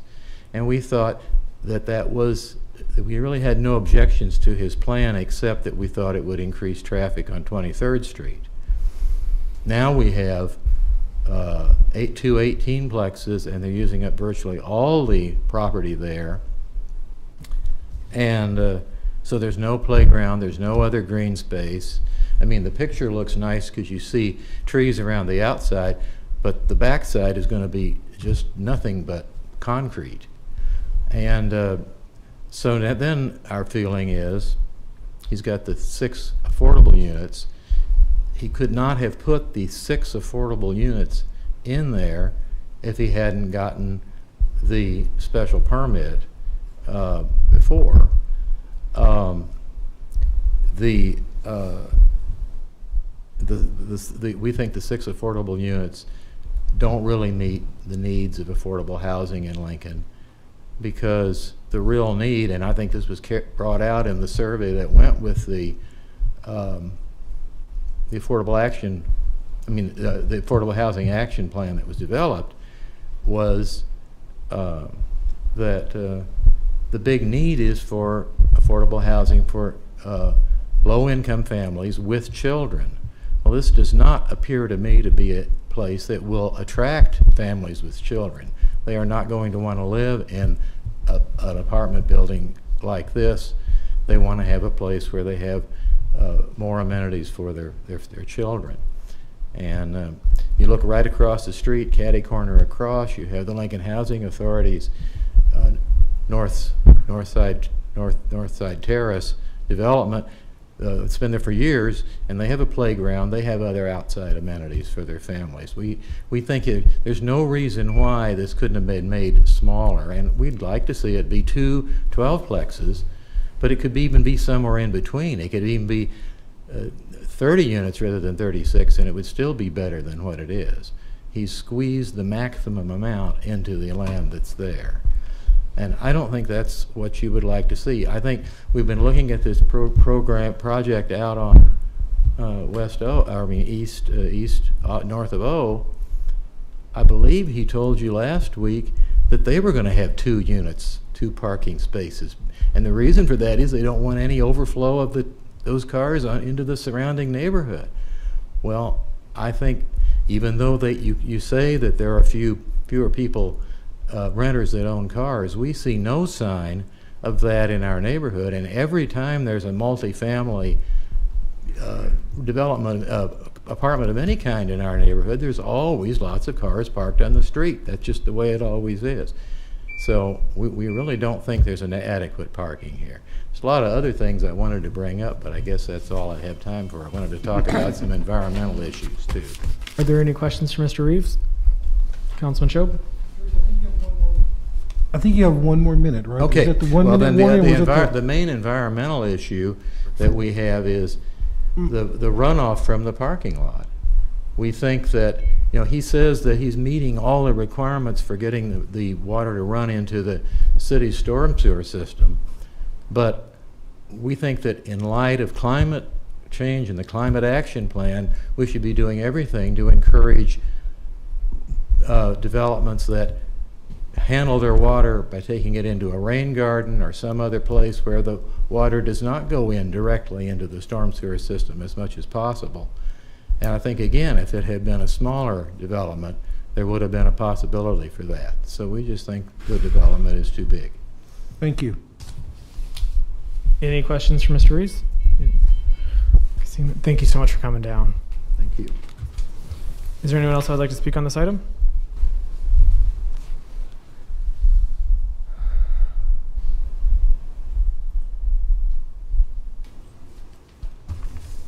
Hello, my name is Ian Edgington. My address is 1708 North 32nd Street. I am the current president of the Clinton Neighborhood Organization, but I'm speaking today as just a resident of the neighborhood. And so, as my neighbor Bob was discussing, we do have some issues, and I do want to say, we are not afraid of multifamily housing in Lincoln. We recognize that this is an important part of growth. But we do have some issues with this development and how it's going in. The congestion and parking being a big one. I drove down Y Street to get here, and at 5 o'clock on a Monday, there's still a lot of traffic.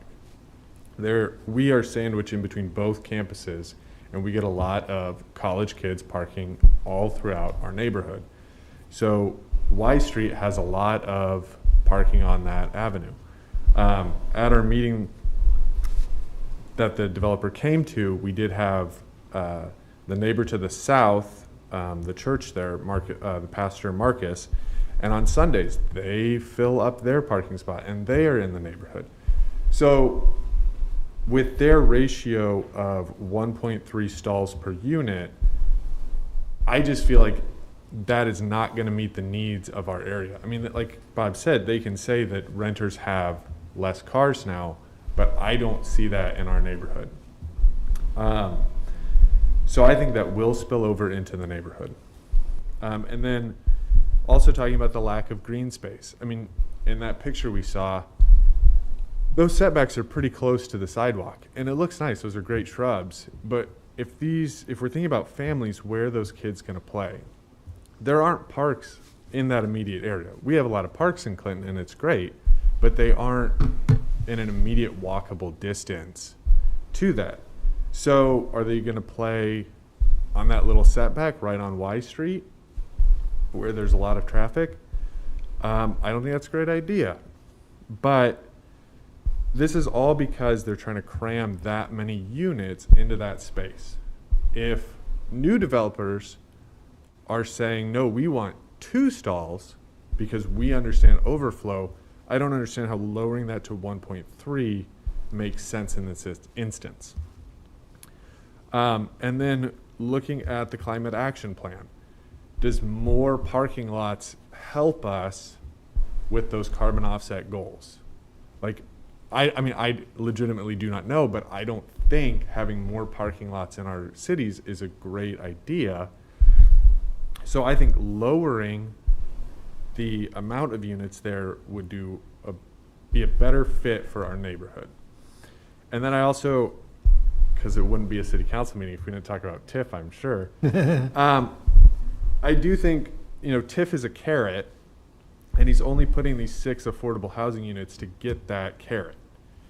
And I think that's good, but if you're going to use that, I think that number needs to be higher. I mean, he's doing the bare minimum on a lot of these goals, and I don't think that shows that he's going to be a good neighbor and a good participant in our community. So I'm hoping that this can kind of maybe be tabled and maybe be thought about a little bit clearer, so that we can maybe reach an agreement. We do want to be good neighbors. We do welcome infill. It does create a more vibrant, it helps revitalize communities, so we're not opposed to that. But I just feel like in this instance, this is not a good fit for Clinton, and that a smaller development that takes maybe a better approach to green space and parking and congestion would be a better fit. So, thank you. Thank you so much. Are there any questions? Christina, thanks so much again. Is there anyone else here that would like to speak on this item? Is there anyone else here that would like to speak on this item? Okay, seeing none. Ms. Post, would you like to provide a rebuttal?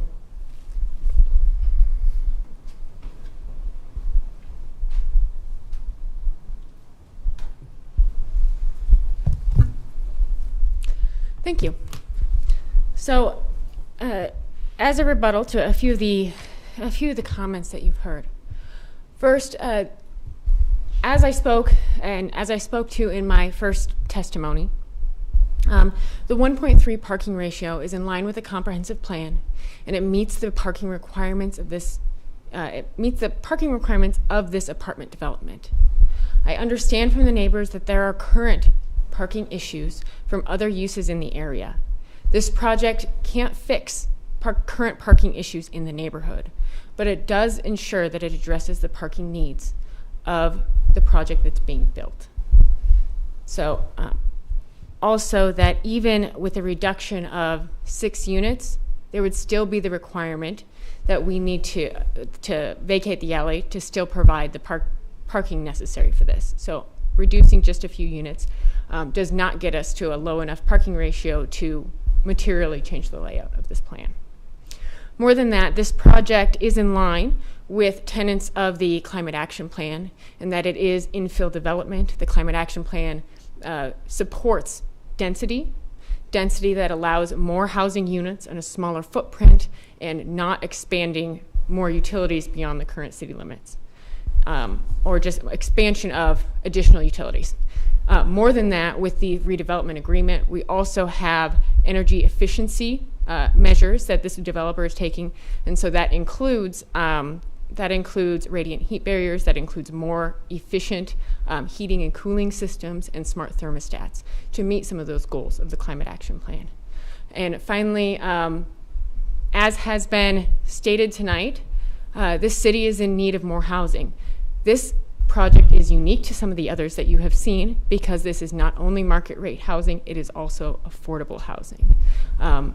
Affordable housing can't be built without some sort of tax increment financing or some other incentive, usually and generally. And so this gets us six additional units, which is a drop in the bucket of the needs of the city for affordable housing, but it is a drop in the bucket to address those needs. So with that, I'd be happy to answer any other questions. Are there any questions at this time? Councilman Shob? Yeah. Thank you, Mr. Chair. Ms. Post, thank you for coming forward.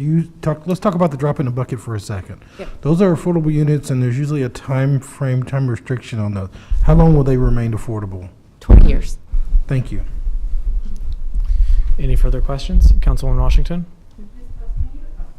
Ms. Post, can you address the lack of green space that Mr. Reeves brought forward?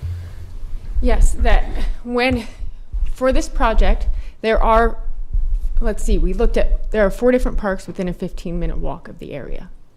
So there are parks that are within walking distance of this project.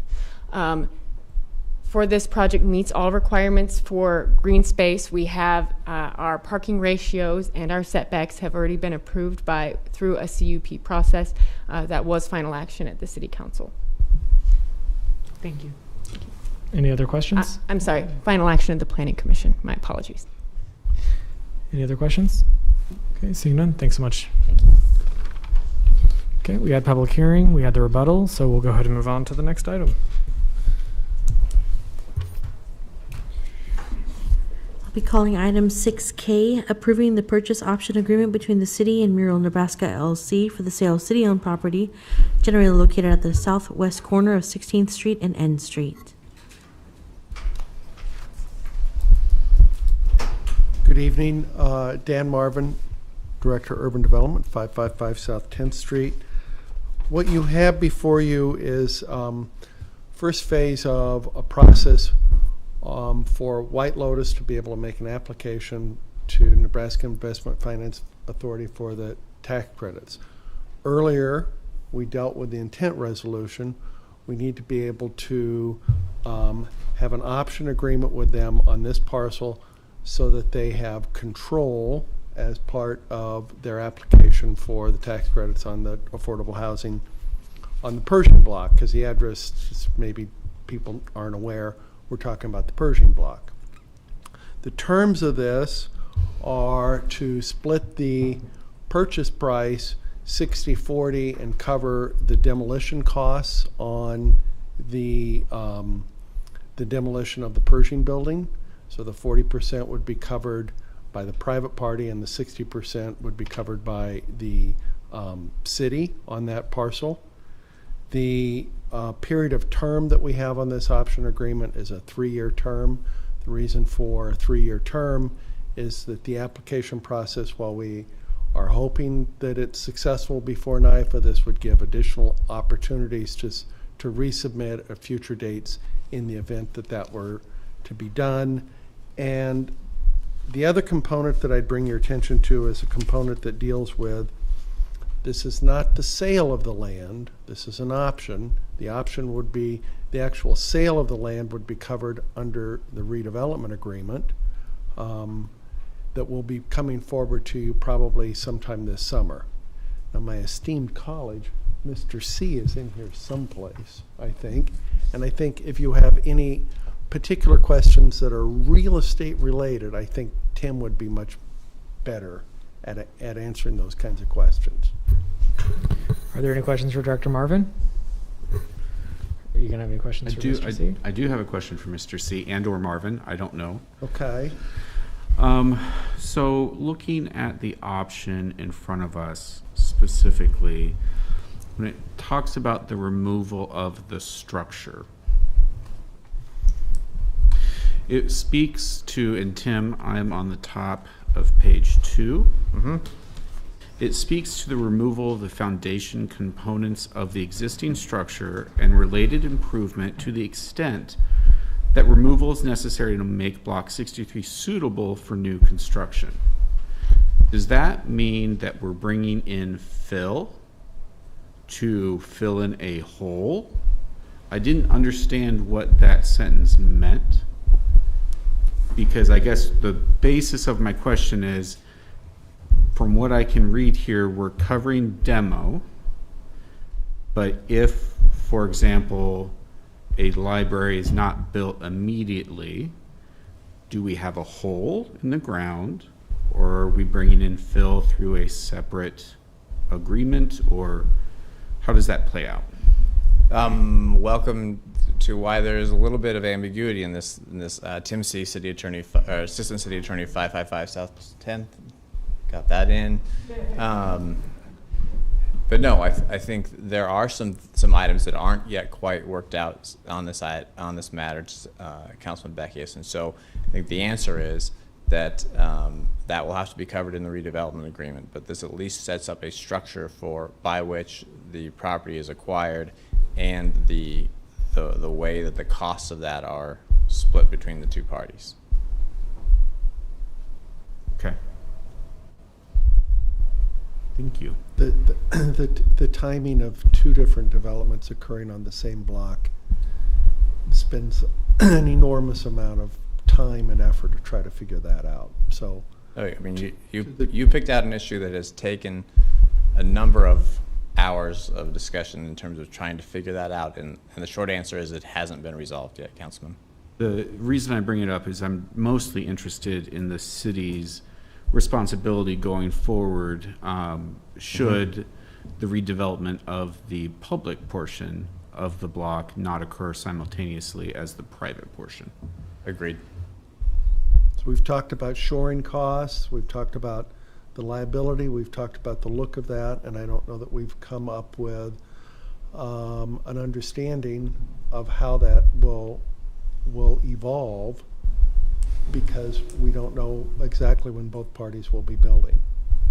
And that's why there's a contingency in here that the city would not close on this property until a redevelopment agreement is agreed to and executed by both parties, and so those more detailed aspects can be dealt with through the redevelopment agreement. Thank you, gentlemen. Any other questions? Councilman Shob? Thank you, Mr. Chair. Mr. Beckius, thank you for stimulating some questions. Earlier, we had the intent agreement, and this is kind of a follow-up to that. This is still more of, this is more of a question. Is this more just intent? What is the obligation if this doesn't go through? I'll address it. Okay. This is more than intent. This is an agreement, an option whereby the buyer has the ability to come in and indicate an option, indicate that they want to close on the property, and in doing so, they buy the property. So this is more than that, more than an intent. But this is also a step in that NIFA process. They have to be able to demonstrate that they have control of the site in order to make that application. So this is one of the steps that goes along with that. And if the person doesn't it's not awarded for NIFA, and is there an out? What happens if if the whole deal falls through? It's just revert back to where we are now? Yeah, we'd still have Pershing standing in front of us. But yes, there are contingencies on both sides of this agreement, and so there are a lot of issues to work out on this yet. This is a step one. Step one. Thank you. Thank you, Mr. Chair. Thank you, Mr. C. Thank you, Mr. Marvin. With us is also the developer of the site too, if you have any questions or. Any further questions? Okay, seeing none, thanks so much. Is there anyone else here that would like to speak on this item? Okay, seeing none, we'll go ahead and move on, and then we're going to take a 10-minute break. Item 6L is approving a purchase agreement between the city and the county of Lancaster, Nebraska for the purchase of county-owned property generally located at 10050 O Street. Good evening, Council. My name is Randy Jones. I'm Director of Department of Aging for the City of Lincoln. I'm here to talk about a sales agreement between the county and the city to pass responsibility from the county to the city for the sale of our property at 10050 O Street. This property was purchased in 1984 as a downtown senior center. It was part of the Commonwealth release of assets from that incident. The city and the county at that time of purchase split the cost of the building 50-50. And this is the property that's on the south side of O Street.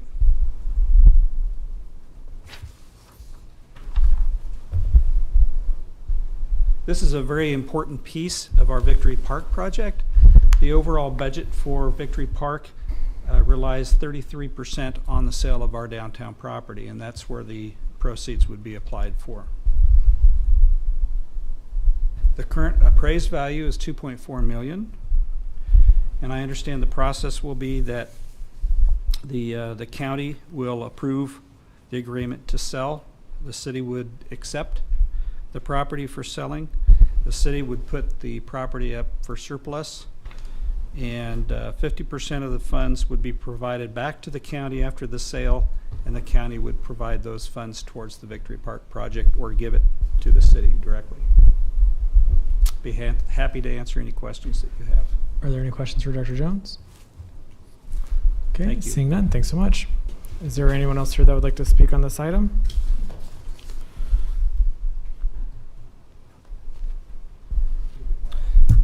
Good evening. Good to see some of you again. I'm Roger Lemke, 2501 North 74th Street, which, by the way, is on the west side of 84th Street, so you can relax tonight, okay? So I'm here representing the Seniors Foundation. I'm a board member. As some of you know, we've been following this project for over 13 years, and it's moving along very, very nicely. Our role in this is to provide support, funding through fundraising, property management in some cases, and so forth, so that aging partners can be successful. It's been over 13 years, as I said, that this project has been ongoing. And out there now, you can see a great new VA clinic with the accompanied clinic in Omaha, Nebraska. We're the envy of many states in the nation with that work. And it's taken innovative work to convert the property out here in a lease arrangement to get that clinic built, and then also the veterans housing that you see out there. So tonight I simply want to encourage you to move forward with the next step of this magnificent project, and that is to place our aging partners out there now where they can have more room to handle what will be obviously increased business as we grow older, if you will, and to also offer opportunities for synergies with other organizations that will be moving out there. Burlington Capital, who manages the property for the foundation, has already design work ongoing for the rest of the old VA hospital, and they're currently working on ideas for developing the southwest corner of the property now. So I simply hope that you will support this effort as it continues on. It's going on as planned, and the future looks good. Any questions for me, I'd be happy to answer. And by the way, thank you, Congresswoman Tammy, if you will, for your early efforts in getting this project started. Thank you so much. Of course, yes. Are there any questions? Councilwoman Ward, would you like to make a comment? Thank you, Mr. Chair. And General Lemke, thank you for being here. Yes, it's an honor to have you here. And thank you, Director Jones, for your testimony as well. What a lot of people don't know, no questions, just a comment. So besides extending our gratitude, is what a lot of people don't know is before General Lemke retired from, being Brigadier General, but then Adjutant General, and then you were in Senator Deb Fisher's office. But Correct. General Lemke was key in this project and helping in his former position with Senator Fisher, and some of us were there for that. And it's just one of the best public-private partnerships that the city has ever seen. It's becoming a model for the country. Yeah. Like you said, it's the envy of a lot of cities. And so thank you both for your work on this, and gladly will support it as we move forward. It took a while to bring the VA around, but they're It convinced did. now. Yeah, well, Thank you thanks very to your much. help, yes, thank you very much. Thank you, Mr. Chair. Is there anyone else that would like to speak on this item? Okay, seeing none, received a request to take a break, so we are going to take a break and we'll come back at 8:15.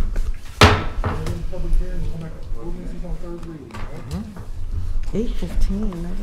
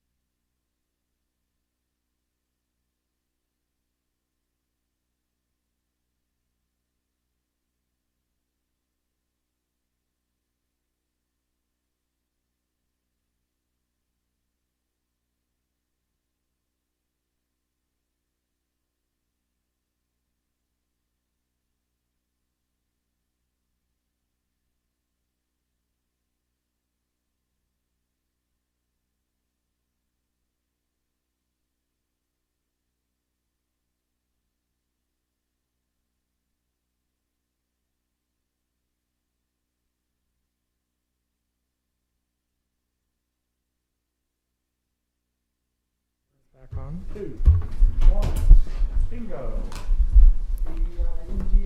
Okay, we are back in session, and we're going to start off with ordinances, third reading, and related resolutions.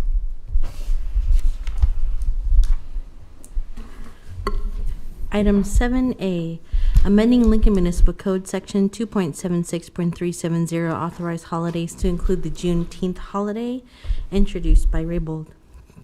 So moved. Second. Go there, go that direction. This was his idea. Moved by Councilman Beckius, seconded by Councilwoman Ward. Any discussion? Thank you, Councilman Beckius. Okay. Any further comments? Okay. Councilman Washington? No, I'm just ready to do this. Okay. It's a good thing. It's a good thing. All right. May we please call the roll? Beckius? Yes. Sorry, yes.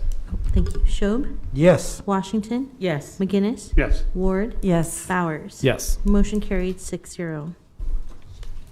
Item 7B is amending pay schedule for employee group whose classifications are assigned to the pay range, which is prefixed by X by changing the pay range class 1136 payroll clerk from X13 to X19, introduced by Raybold. So moved. Second. Moved by Beckius, seconded by McGinnis. Any discussion? Seeing none, may we please call the roll? Schob? Yes. Beckius? Yes. Ward? Yes. McGinnis? Yes. Washington? Yes. Bowers? Yes. Motion carried 6-0. Item 7C is amending the employee group whose classifications are assigned to pay range, which is prefixed by the letter A, to change the title of WIC supervisor to a WIC program manager, introduced by Raybold. So moved. Second. Moved by Beckius, seconded by Schob. Any discussion? Seeing none, may we please call the roll? Ward? Yes. Washington? Yes. Schob? Yes. Beckius? Yes. McGinnis? Yes. Bowers? Yes. Motion carried 6-0.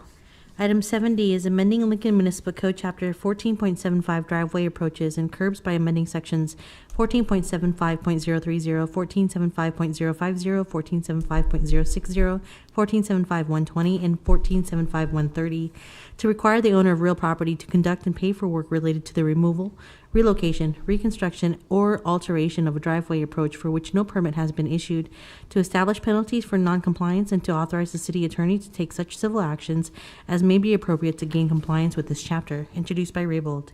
So moved. Second. Moved by Beckius, seconded by McGinnis. Any discussion? Councilman Schob? This is also a good thing. Yeah, I would just like to add as well, thank you for the parties that worked together to move this forward, including, of course, the City of Lincoln, but also the Home Builders Association of Yes. Lincoln. Like he said. Any further discussion? Okay, seeing none, may we please call the roll? McGinnis? Yes. Ward? Yes. Washington? Yes. Schob? Yes. Beckius? Yes. Bowers? Yes. Motion carried 6-0. Item 7E is amending Lincoln Municipal Code Sections 8.20.030, 8.20.050, 8.20120, 8.20140, 8.20190, and 8.20195 to be consistent with the Nebraska Food Code changes approved on August 6, 2020, introduced by Raybold. So moved. Moved by Washington, seconded by Schob. Any discussion? Seeing none, may we please call the roll? McGinnis? Yes. Washington? Yes. Schob? Yes. Beckius? Yes. Ward? Yes. Bowers? Yes. Motion carried 6-0. Item 7F is amending Lincoln Municipal Code Sections 5.41.010 and 5.41.110 to clarify the definition of operator to include consumer recyclables, collection site, and to correct typographical errors, introduced by Raybold. So moved. Second. Moved by Washington, seconded by Beckius. Any discussion? Seeing none, may we please call the roll? Washington? Yes. McGinnis? Yes. Beckius? Yes. Schob? Yes. Ward? Whoa. Yes. Bowers? Yes. Motion carried 6-0. Item 7G is amending section 7.08.010 of the Lincoln Municipal Code relating to emergency medical ambulance service fees for service to clarify when the fire chief shall present the proposed fee schedule to City Council, introduced by Raybold. So moved. Second. Moved by Beckius, seconded by Ward. Any discussion? Seeing none, may we please call the roll?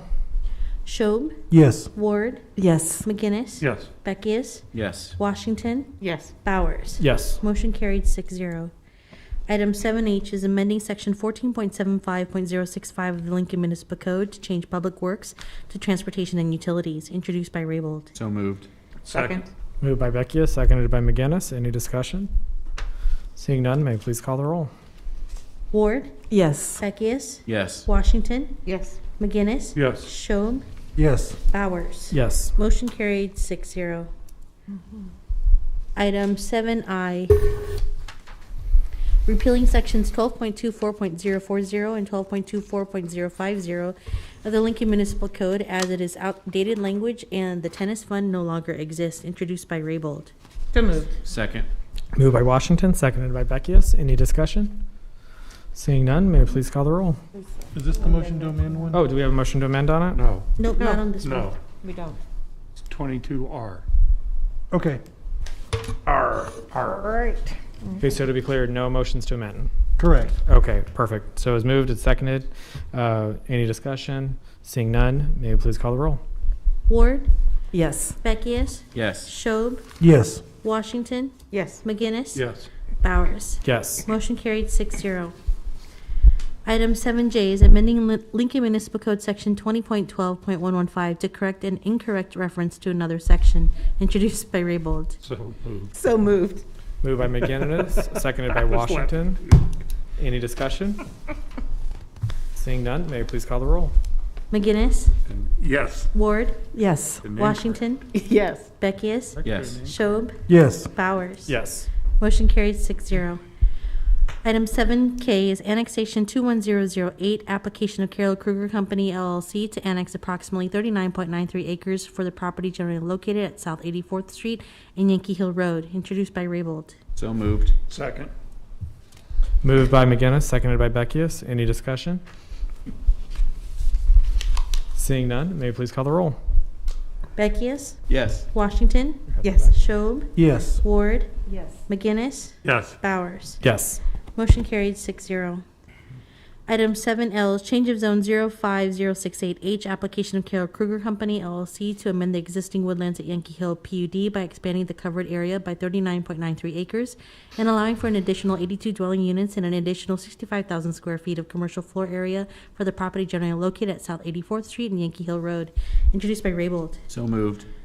Second. Moved by Beckius, seconded by McGinnis. Any discussion? Seeing none, may I please call the roll? Schob, Yes. Beckius, Yes. Raybold. Oh, excuse me, I'm sorry. McGinnis, Yes. Washington, Yes. Ward, Yes. Bowers. Yes. Motion carried 6-0. Item 7M is approving the 23rd and Y Street redevelopment project agreement between the City of Lincoln and the Millennial LLC relating to the property generally located at and on the north side of Y Street between 23rd and 24th Streets, introduced by Raybold. So moved. Second. Moved by Beckius, seconded by Washington. Any Motion. discussion? Councilman Yeah, McGinnis. Motion to amend number 1. This is change the name of the developer entity from the Millennial to the Corridor LLC. Second. Moved by McGinnis, seconded by Beckius. Any discussion on the amendment? Okay, seeing none, may I please do a roll call on the amendment? Ward, Yes. Schob, Yes. Beckius, Yes. McGinnis, Yes. Washington, Yes. Bowers. Yes. Motion carried 6-0. Okay, now back to the main motion. Any discussion on the main motion? I would just like to say that, this development in relation, and also the, Start over. sorry, yes, I think that's a good idea, Councilman Schob, thank you.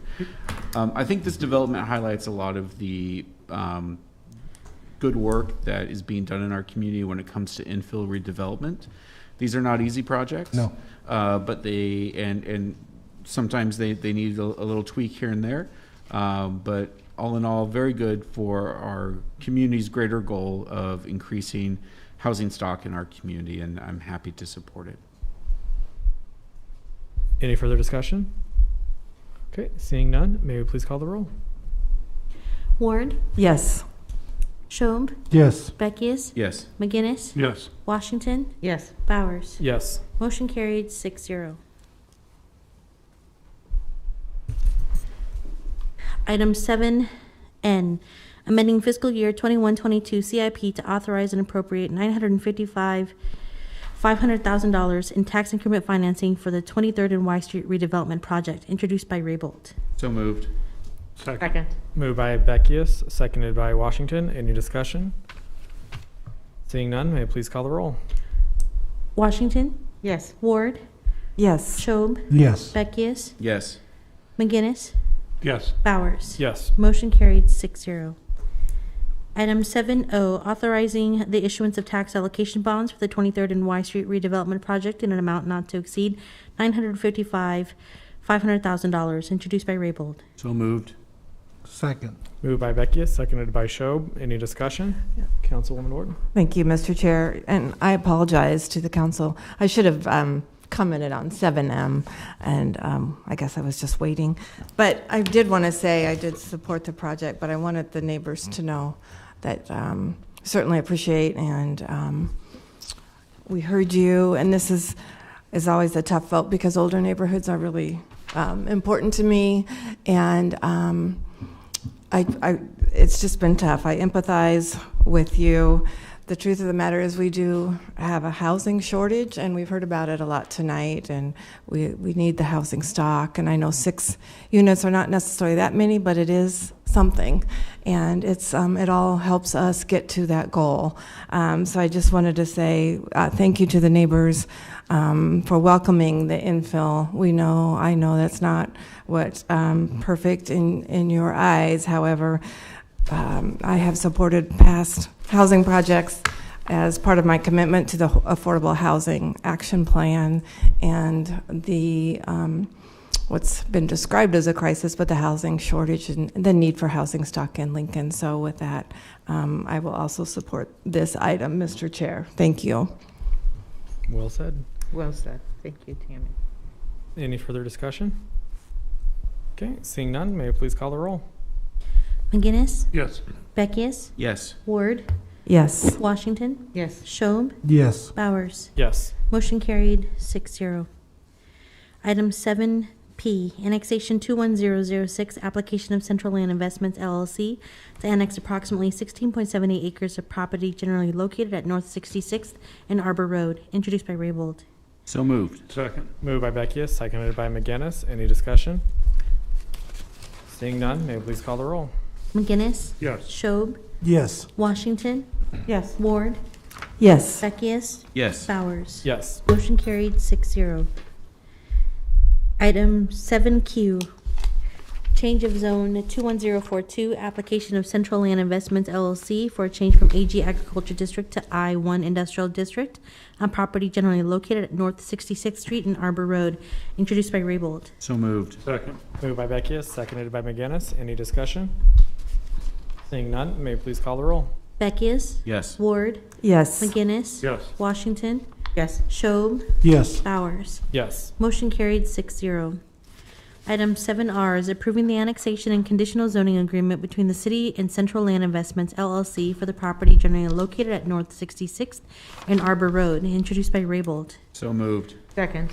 Moved by Beckius, seconded by Washington. Any discussion? Councilman McGinnis. Yes, I'd like to move a motion to amend number 1, which is changing the entity that's responsible for Central Lumber is undergoing name change to Central Land Investments. Second. And to Central Land Investments 2. Moved by McGinnis, seconded by Washington. Any discussion? Seeing none, may I please do a roll call vote on the motion to amend? Schob, Yes. Washington, Yes. Beckius, Yes. Ward, Yes. McGinnis. Yes. Bowers. Yes. Motion carried 6-0. Okay, now back to the main motion. Any further discussion on the main motion? Seeing none, may I please call the roll? Schob, Yes. Washington, Yes. Beckius, Yes. Ward, Yes. McGinnis. Yes. Bowers. Yes. Motion carried 6-0. Item 7S is approving the sanitary sewer agreement between the city, Jack A. Herbert, Marie A. Herbert, SRP Real Estate LLC, Central Land Investments LLC, Tribedo LLC, Hanover 3 LLC, Hanover 2 LLC, and RF Properties, Inc., generally located at North 70th and Arbor Road, introduced by Raybold. So moved. Second. Moved by Beckius, seconded by Ward. Any discussion? Yes, I'd like to make a motion to amend. Okay. Second. The entity will be changing the name change from Central Land Investments to Central Land Investments 2. Moved by McGinnis, seconded by Washington. Any discussion? Seeing none, may I please call the roll on the motion to amend? Schob, Yes. Washington, Yes. Beckius, Yes. Ward, Yes. McGinnis, Yes. Bowers. Yes. Motion carried 6-0. Okay, now back to the main motion. Any further discussion on the main motion? Seeing no further discussion, may you please call the roll on the main motion? Ward, Yes. Washington, Yes. Beckius, 3 more. Central Lumber Sales Redevelopment Agreement between the city and Central Land Investment. Second. Moved by Beckius, Investments 2. Second. moved by McGinnis, seconded by Beckius. Yes. Washington, Yes. Schob, Yes. Beckius, Yes. May you please have a roll call vote on the main motion? McGinnis, Yes. Ward, Yes. to CIP to authorize and appropriate 2.5 million in tax increment. Off on our number. We're on 7V, and last time we. QR, instead of going to S, it goes to T. Okay, hold on. Oh, okay. I see that. Seeing none, may you please call the roll? Yes. Yes. It is. Yes, Yes. This 7, one we did. Okay. item 7V, authorizing the issue. Moved.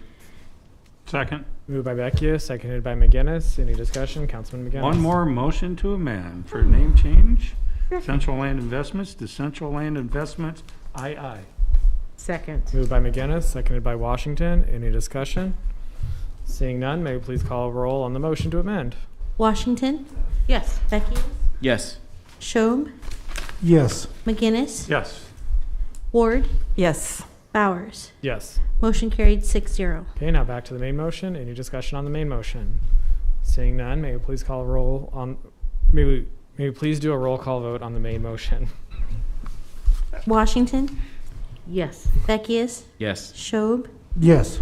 McGinnis, Yes. Ward, Yes. Bowers. Yes. Motion carried 6-0.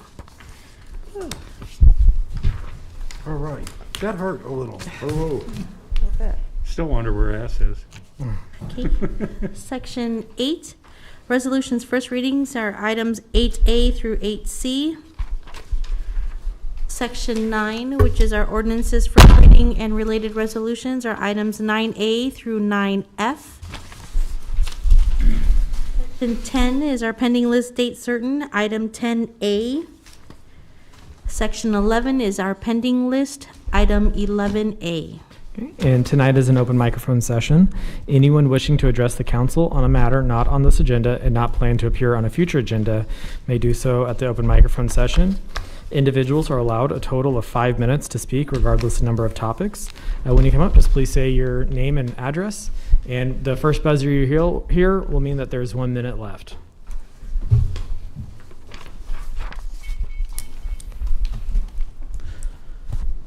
Hello, can you hear me? Okay, perfect. My name is Travis Washington.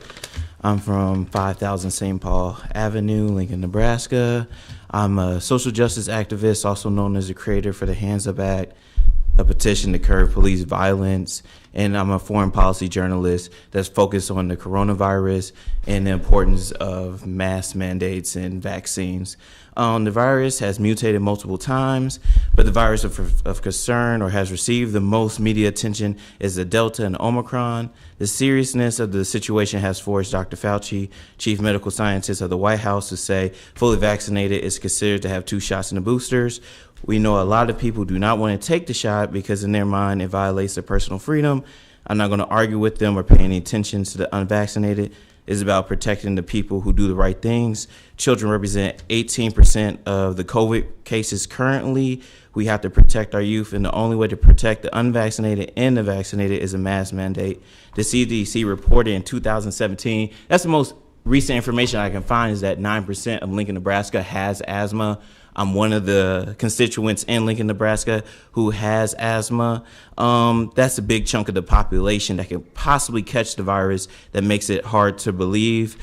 I apologize. I want the aldermen here today to re-implement the mask mandate because it is the best way to protect the people living in this community. I know it's expiring February 11th. I'm trying to push for a August, probably, or a July. We have to face reality. More than 880,000 Americans have died due to coronavirus and the pandemic. The United States will be at 1 million COVID deaths before July 31st, 2022. So the aldermen here today, I'm asking you, can you please extend the mask mandate? because this is the only option. We can either contribute to the millions of deaths that are about to happen by July 31st, or we can slow it down by implementing the mask mandate. Dr. Nkangasan, the CDC director of the African Union, just recently wrote an op-ed to the New York Times saying there is a new variant coming. So that's why I'm calling on to City Council today to extend the mandate. I want to protect not only the people with asthma, but with the aldermen and everybody around. I know there's a lot of political pressure going on about violating personal freedoms, but my biggest fear is we're going to be one of the cities that contribute to the new mutation. And the best way to do it with N95s, I just bought mine recently. I've been wearing a cloth mask. I called my parents. I spent $25 for nothing when I found out that it no longer works anymore. But I'm asking you today, the clock is currently ticking, and the best way to protect the constituents of Lincoln, Nebraska is a mask mandate. And I'm asking once again to extend it to July, because we're averaging 2,000 COVID deaths a day. Thank you. Thank you so much. Thank you. Thank you. Is there anyone else that would like to address the council at this time? Okay, seeing none. He's got his hand up over there. Councilman McGinnis? Hey, Mr. Washington, will you slow your roll for 2 seconds? I got a question I want to ask you. Okay, Councilman McGinnis? Yes, seeing no one else here tonight, I make a motion to amend. Second. Moved by adjourn. Too many motions to amend tonight. Oh, man. Moved by Councilman McGinnis, seconded by Councilman Beckius. Any discussion? Okay, seeing none, may we please do a roll call vote? Washington? Ward? Yes. Schob? Yes. Beckius? Yes. McGinnis? Yes. Bowers? Yes. Motion carried 6-0. Thank you all. We stand adjourned.